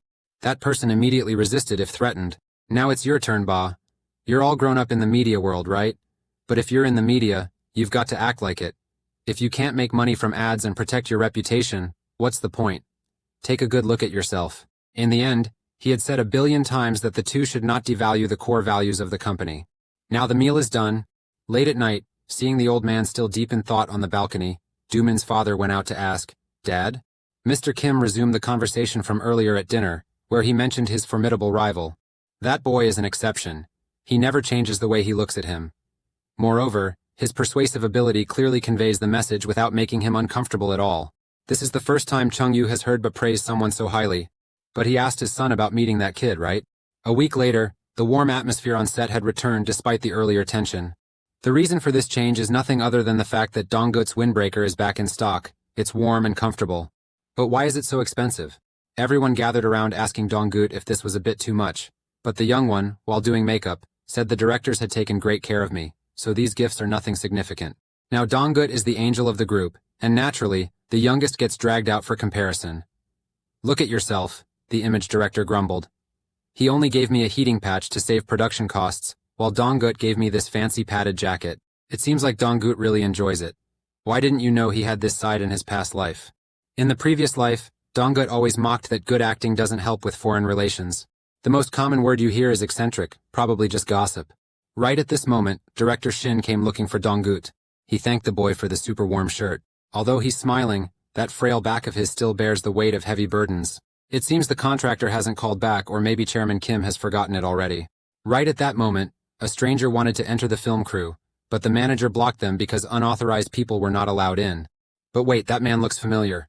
That's Chairman Kim and his son coming to find Donggut. The film crew was even more shocked when the boy affectionately called that powerful chairman, Grandpa. The directors' minds began to wander a bit when they imagined Donggut as the long-lost son of Chairman Kim. The cinematographer and the lighting director, now bound together by compassion and doubt about life, asked the senior, "This isn't a reality show, is it? Please tell us the things out there are fake." They even speculated that if Chairman Kim and Donggut had such a large age gap, they must be in a great uncle-nephew relationship. An Soch-chu wanted to be saved from these two men. Right at that moment, Director Sin shouted loudly, reminding all three to get ready for filming instead of just sitting there. The director was completely uncomfortable when he went to meet the investor. He only met the manager. But now the chairman of the Dechung group has shown up. Worse still, no one knows the real reason, and he has no idea what Donggut plans to do. Outside, Donggut anxiously asked if he was here to assess the situation. Mr. Kim smiled warmly, proud of his thoughts. In fact, he had heard Chang Hun say that Donggut's appearance was extremely special. No matter how much he bet, he couldn't make a decision without considering the risks, especially with an issue like the premiere date. So that's why Director Kim from Dechung Company is here. Donggut did say hello, but asked for a moment. You were mentioned in the conversation, so now that the introductions are over, the chairman wants Donggut to give you a tour of the studio. In fact, there have been a few times when the chairman here shared some interesting points from a movie with his son. Before Director Kim stepped into the business world, he was a filmmaker. However, it was a bit challenging for his father to focus on anything other than the corporation's interests. So now, as a filmmaker and his father's son, this director wants to meet the actor who sparked his father's interest in films. Donggut was sweating profusely as he tried to flaunt how wealthy he was. The result is that you did it, and both have suggested another discussion on the film's release time. However, a problem arose when Director Kim expressed his desire to attend today's filming session.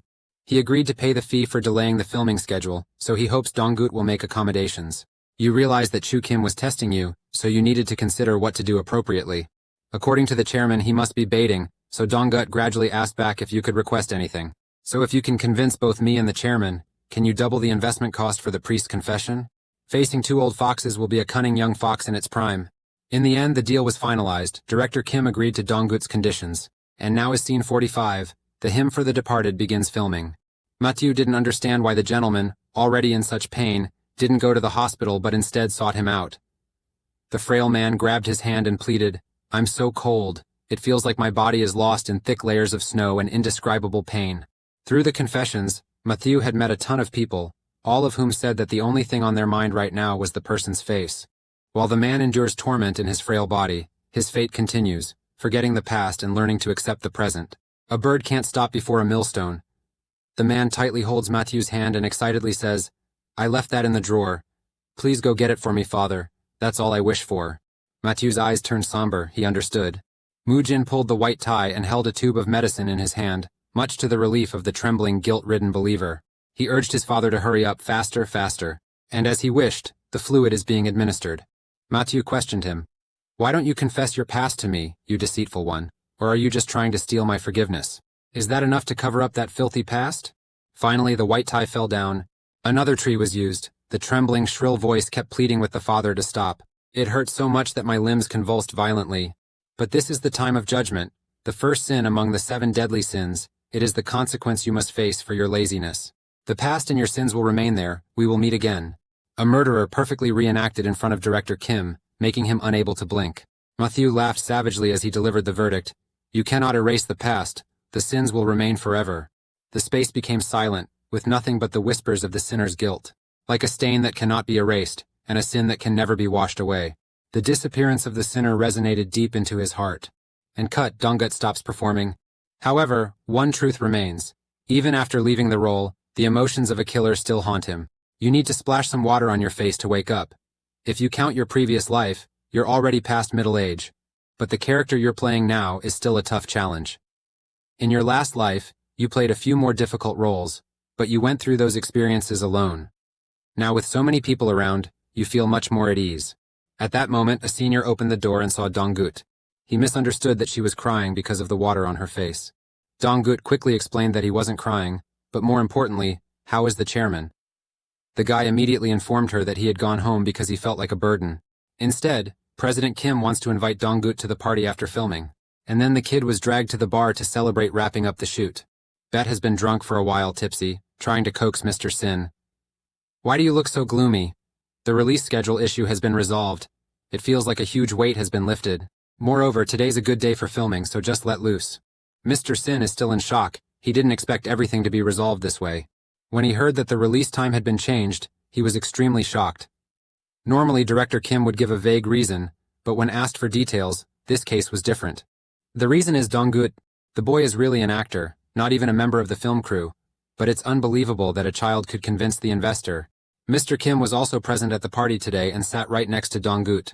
Although at the party, he couldn't stop thinking about what he once mentioned to Ba, a small group of investors holding a considerable share in the market, which of course, isn't counted in the system. When expanding the market, it lacks diversity.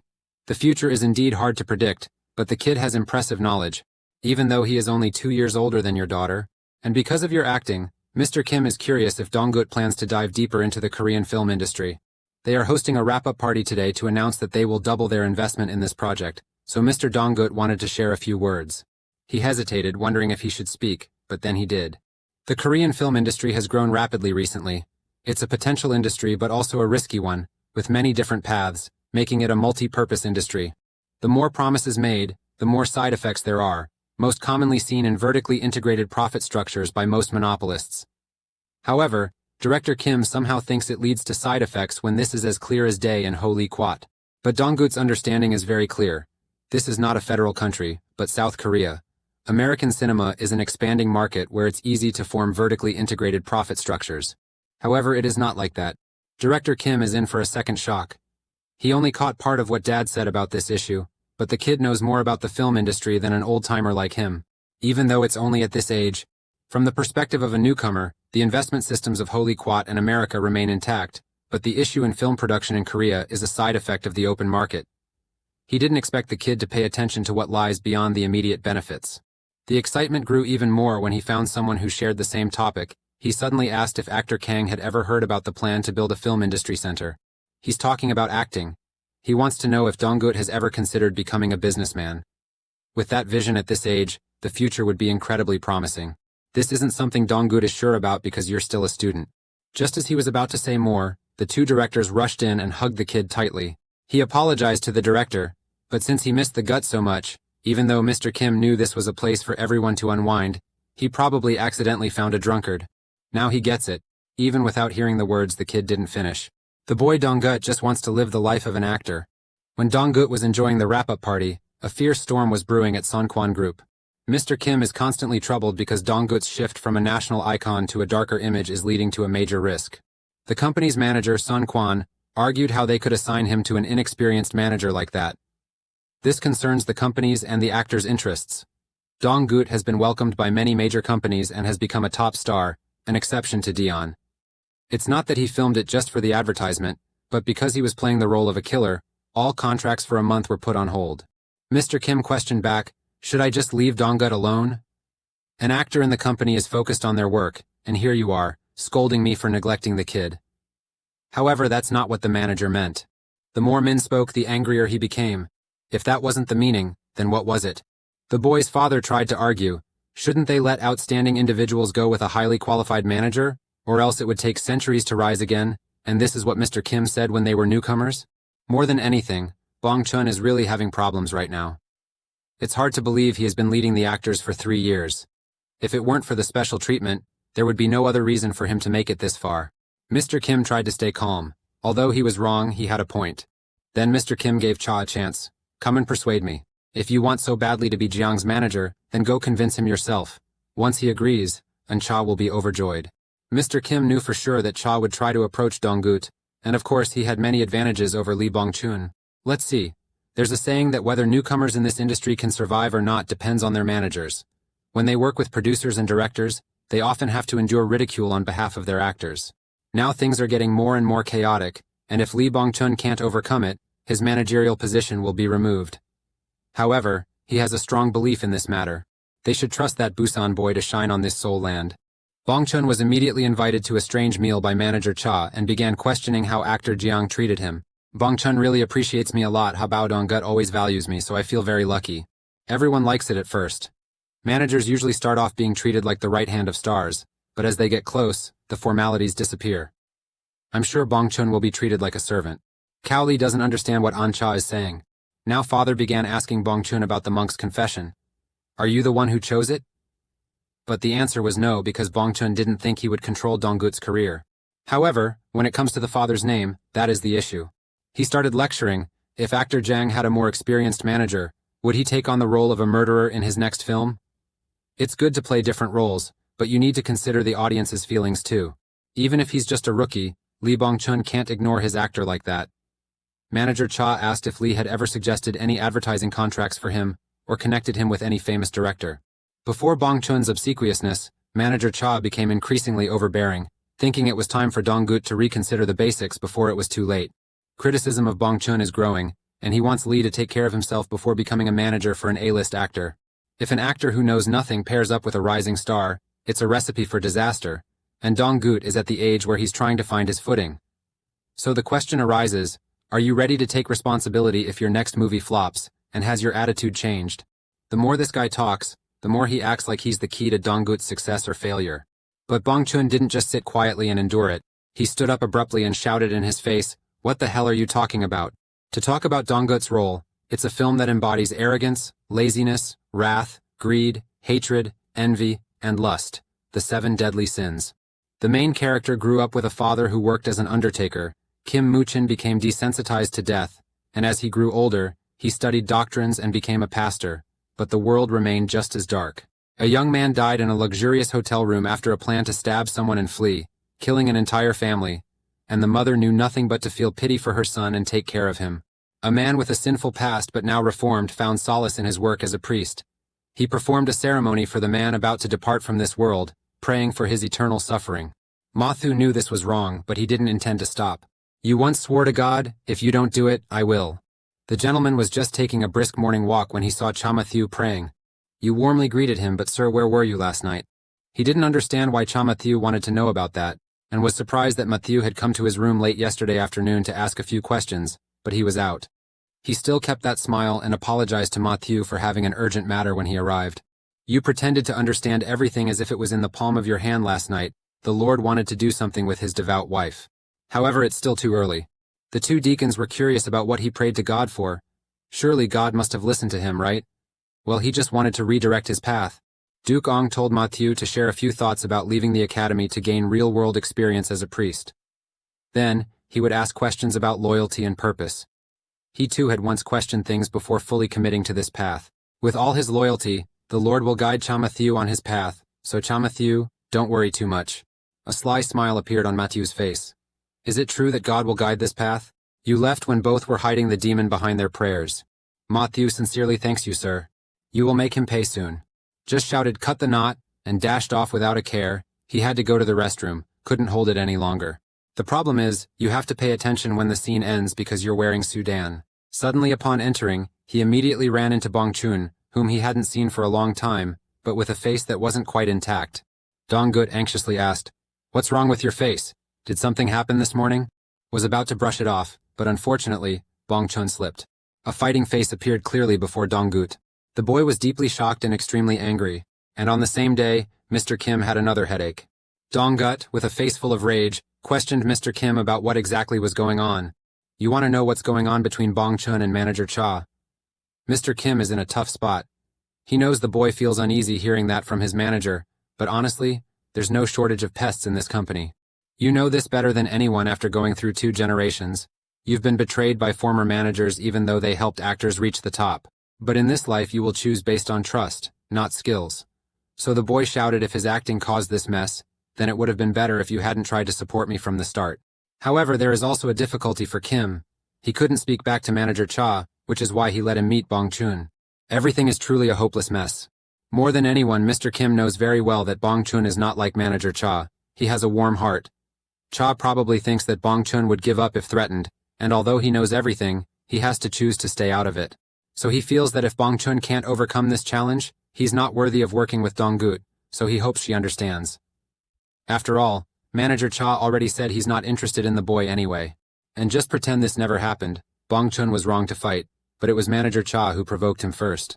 However, Dong Gut refused because Bong Chun had been beaten with bruises all over his face. But worse, the manager's father is in the hospital gout. A few days later, the film crew moved to the next location. A very gloomy and rather cold place. But honestly, Biam wanted to ask the director why they couldn't shoot at the studio. Of course, the answer was no. You don't understand why, right? That place is quite private. You can just get permission to film there. The landowner will volunteer because they are fan Dong Gut. Yeah, it's convenient. But Chu Sin said that place has been used for filming a lot already. We don't like it. Okay? Finally, you kept stalling with countless reasons for admiring Senior Sin. If the movie is shot at a location no other film has ever been, it will definitely be a goldmine hit. The director Song told Sin to stop whining and set up the camera. Finally, he stopped. Though it was a bit chilly here, the atmosphere was quite fitting. Bet doesn't dare to get close because he heard the village chief say, "Many people have drowned here. It looks like ghosts are about to crawl out."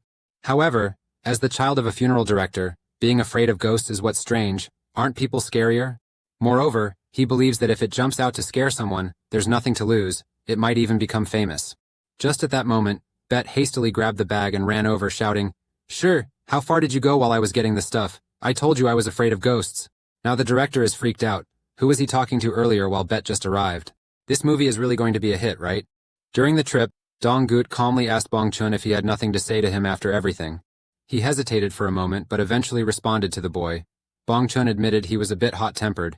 He could tolerate being criticized for not doing well but couldn't hold back when Manager Cha called Dong Gut a disaster, so he was so angry that he blurted it out in a Busan accent. That's why he didn't want Dong Gut to ask for details now. He was too ashamed to tell everything. So why hasn't Dong Gut understood yet?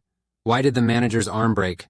It's a bit tricky to talk about this situation, but after he provoked Bong Chun, his body lost control. Incidentally, when he was younger, the bodyguard from Busan learned some judo. Dong Gut understood this.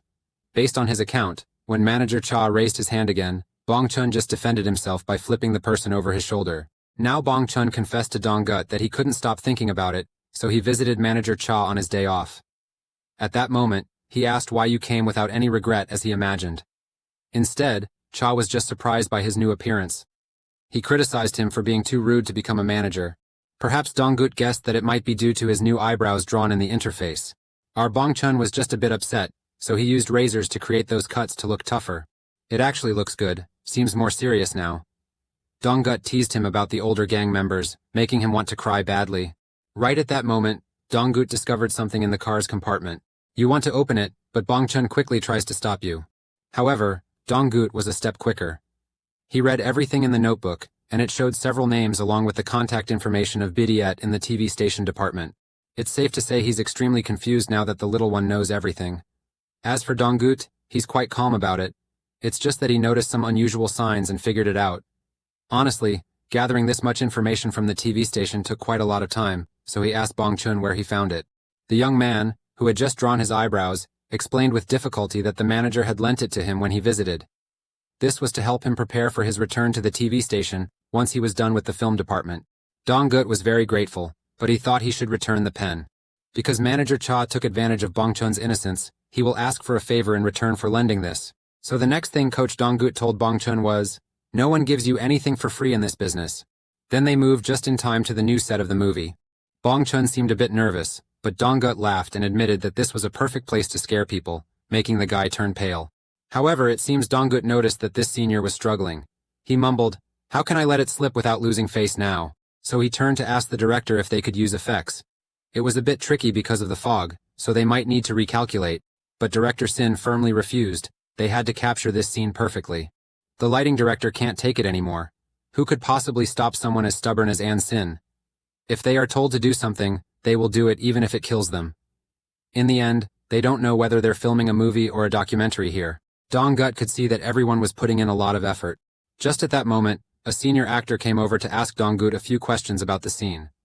It was the scene where he was being chased by her, but he wasn't sure how to convey the right feeling. He thought about asking the director, but the director was already busy. Donggut guesses that Director Sin has been a bit distant lately. It might be quite an issue if he asks. In your past life, you also found it hard to share with the director, so this time you'll just show him, and Donggut asked which expression he thought was best. He thought for a long time, because he was being chased by the main character, so he would probably be scared, and his face would have to show complete terror. But Donggut has a different opinion that fits better with the role of a villain in a tight spot, rather than the reaction of a weakling. This character would be furious, so he would snap back immediately when cornered.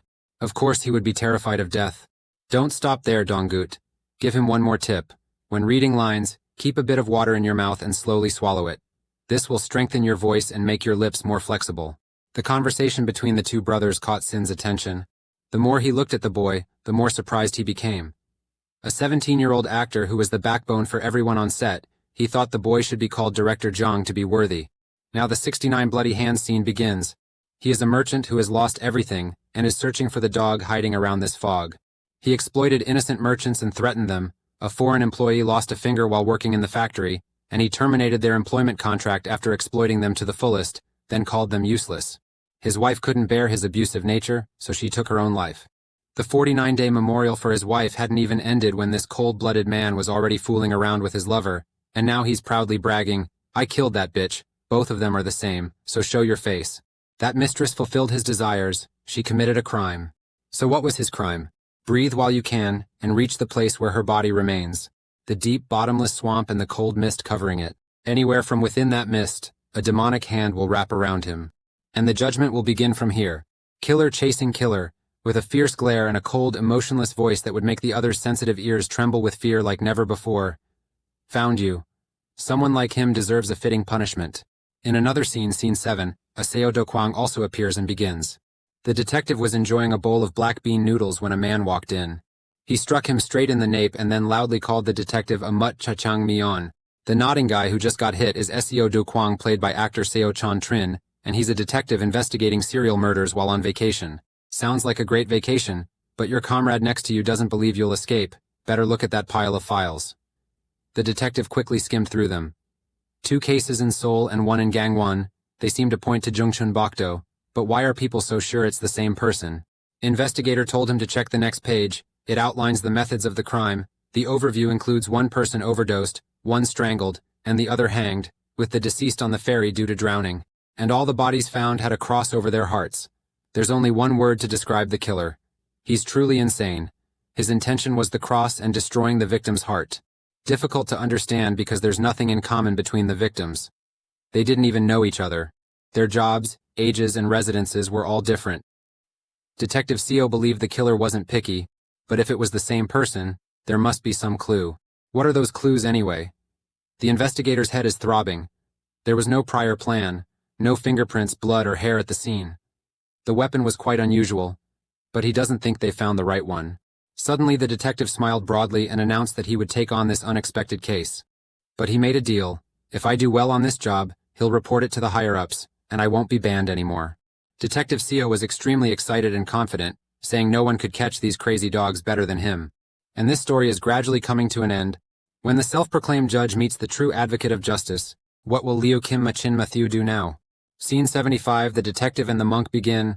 Detective Seo immediately got to work, wanting to ask his father a few things. They started the conversation over a cup of coffee. Seo asked Cha if he had just started drinking it these days at church. Why Matthew didn't understand if there was any reason not to drink it. He thought his father could only drink green tea or black tea in the church. But the main thing is why the bishop is not here today. Matthew calmly replied to the detective, "Our bishop is a very busy man. He is always there when you need him. But anyway, what brings you here?" Seo didn't beat around the bush. He pulled out the picture and directly asked his father if he knew this man. His name is Bok Chan, 39 years old, and he's been in and out of prison a few times. This person is known to my father. He is a volunteer in their church.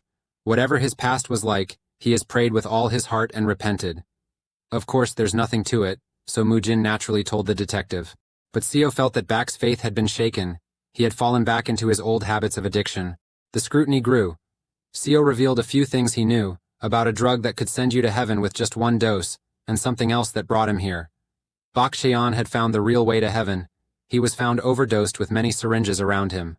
The unabashed smile of Mathieu made the atmosphere eerie. But very quickly, father restored his mourning state for the deceased. He seemed to regret that he should have paid more attention to Bak Cheon. Perhaps he has found peace in the arms of the Lord. With Seo, it was anything but peaceful.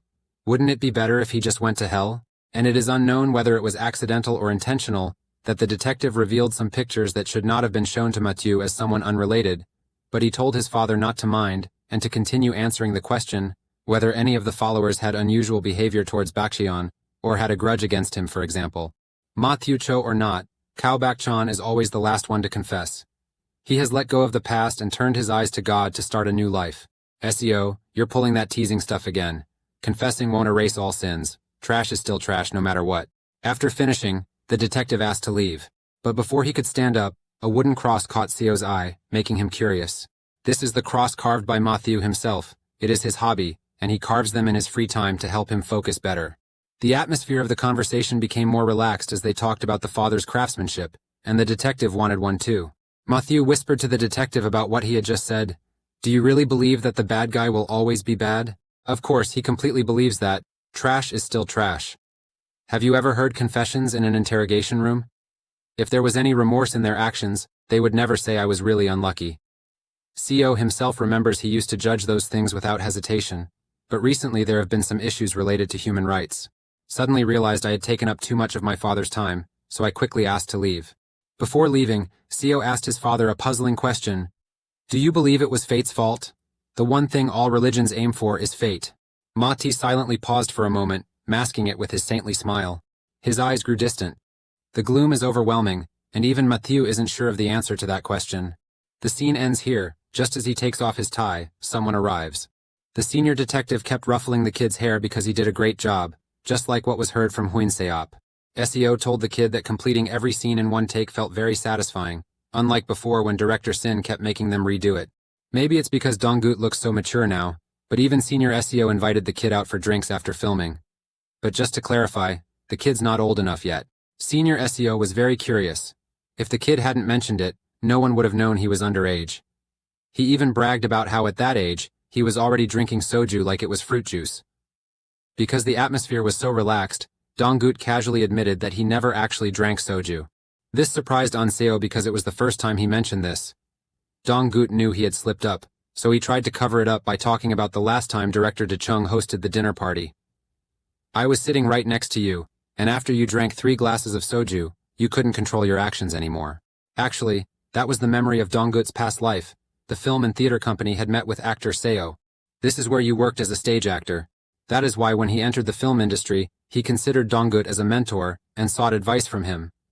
Seo was very impressed because he couldn't control his voice when drinking soju, but of course, that was a memory only he knew about. Song-an Seo suddenly got curious about the prop bag Donggut was holding. Actually, it was something the young guy made in his free time, and he created them for today's shoot. Then he began showing Seo how to satisfy his curiosity. Just at that moment someone exclaimed because Donggut was carving with his left hand, and it was clear that the last time they went drinking, the kid used his right hand. Small smiled slyly, admitting that she is indeed right-handed, but the main character, Kim Moo-chin, is left-handed. Seo couldn't believe his eyes. A rising actor might become arrogant after gaining some fame, but this kid's acting skills were beyond incredible. Right at that moment, Seo suddenly asked Donggut about his availability this weekend.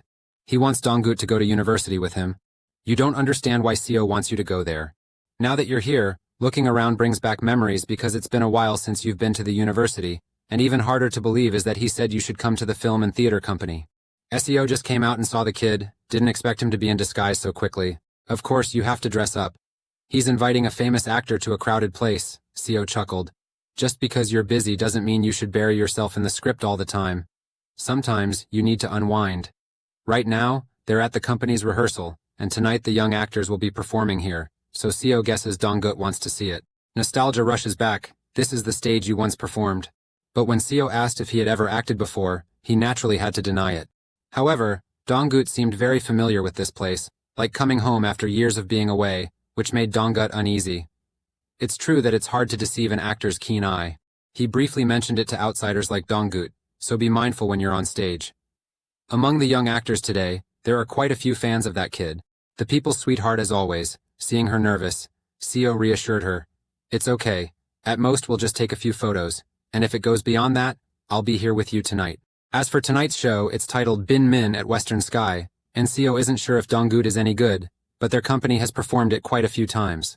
Everything is a coincidence. This was your first performance in your previous life. Just as the junior's haste caught the attention of senior Seo, who inquired about it. The young man who just arrived didn't recognize Donggut, so they simply nodded to each other. Then, he quickly informed Seo that the person performing today, Jin-soo, had suddenly fallen ill, and they were looking for a replacement. Seo immediately asked what role Jin-soo was playing. He is a student soldier named Do Chung-soo, just a minor role, but they currently have no one to replace him, and they definitely can't risk having an unprepared actor on stage. The hardest part is that all the seniors who remember Jin-soo's lines are away. It is true that everything is very challenging. Seo remembers all the lines but his age doesn't fit, so he can't play that role. Misfortune never comes alone. What a situation that made Donggut admit to his senior that The Western Dawn was a play he had once performed.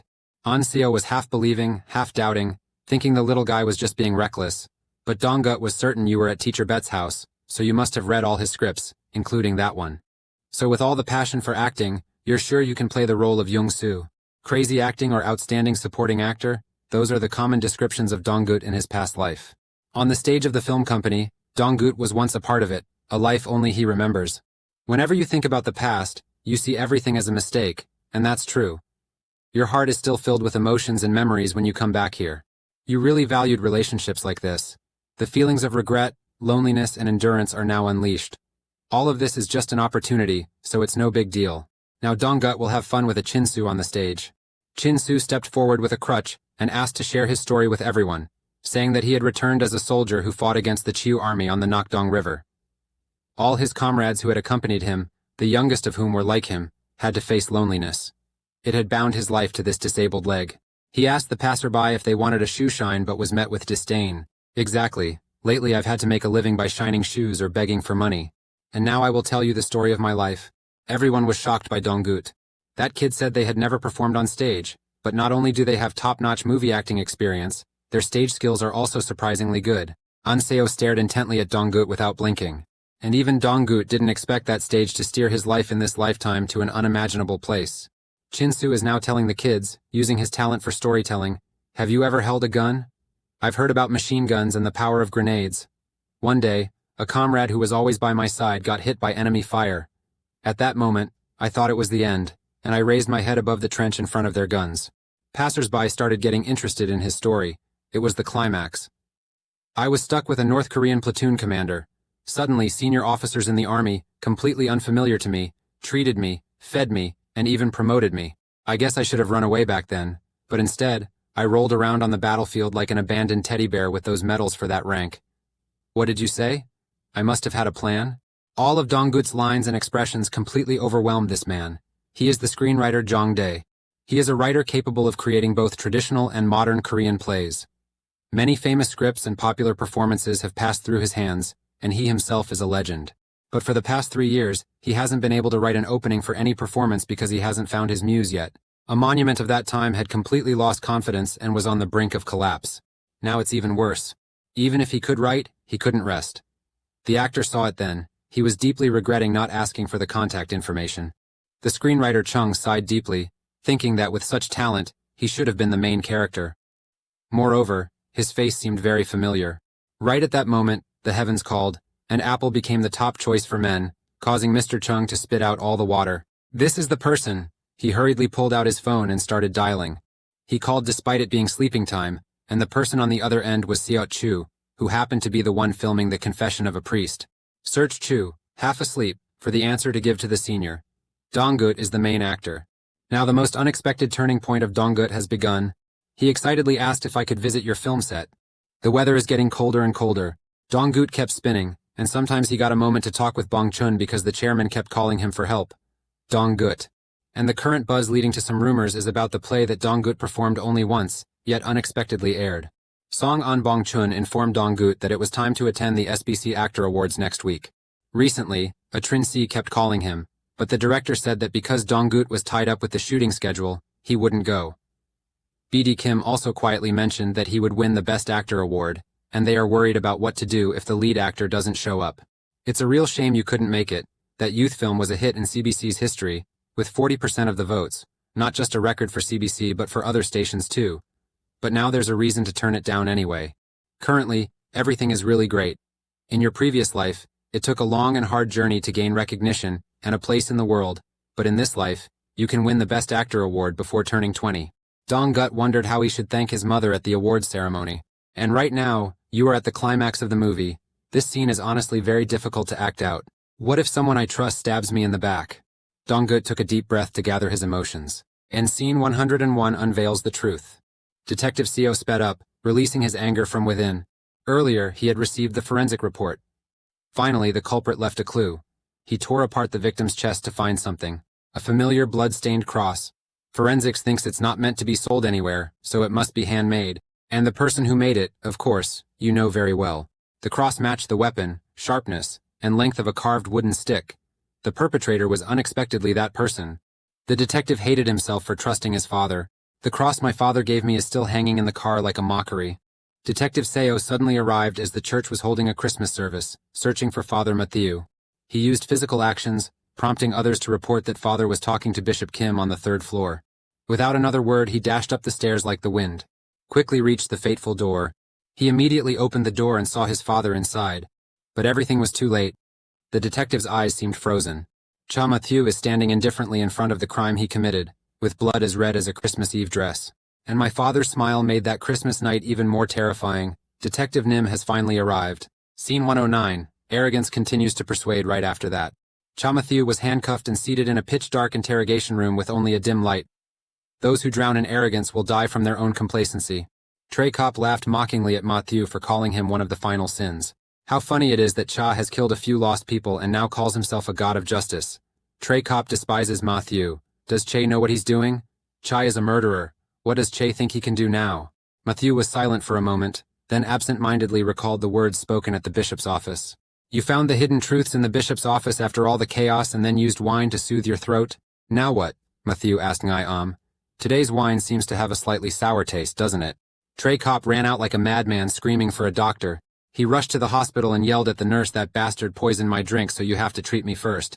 The nearness of death has driven him mad. He'll give you however much money you want. Right at that moment, the pain from deep within surged to his head, causing his body to tremble uncontrollably. The words of Matthew echoed in my ears. Ja Bogu, you are the final sin. He could only scream in agony as his eyes gradually turned white. Right after the investigation, The reporters made a big fuss when the suspect in the serial murder case turned out to be a priest. The detective forcefully pushed the reporters away, but they kept charging forward, eager to uncover the trick behind the killing of those 6 people. At this moment, Mathieu gently reminded the detective, "You made a mistake. The 7 deadly sins." The inspector's eyes lit up as if freed. It should be 7 people. The final guilt has been judged on the pile of money at that hospital over there.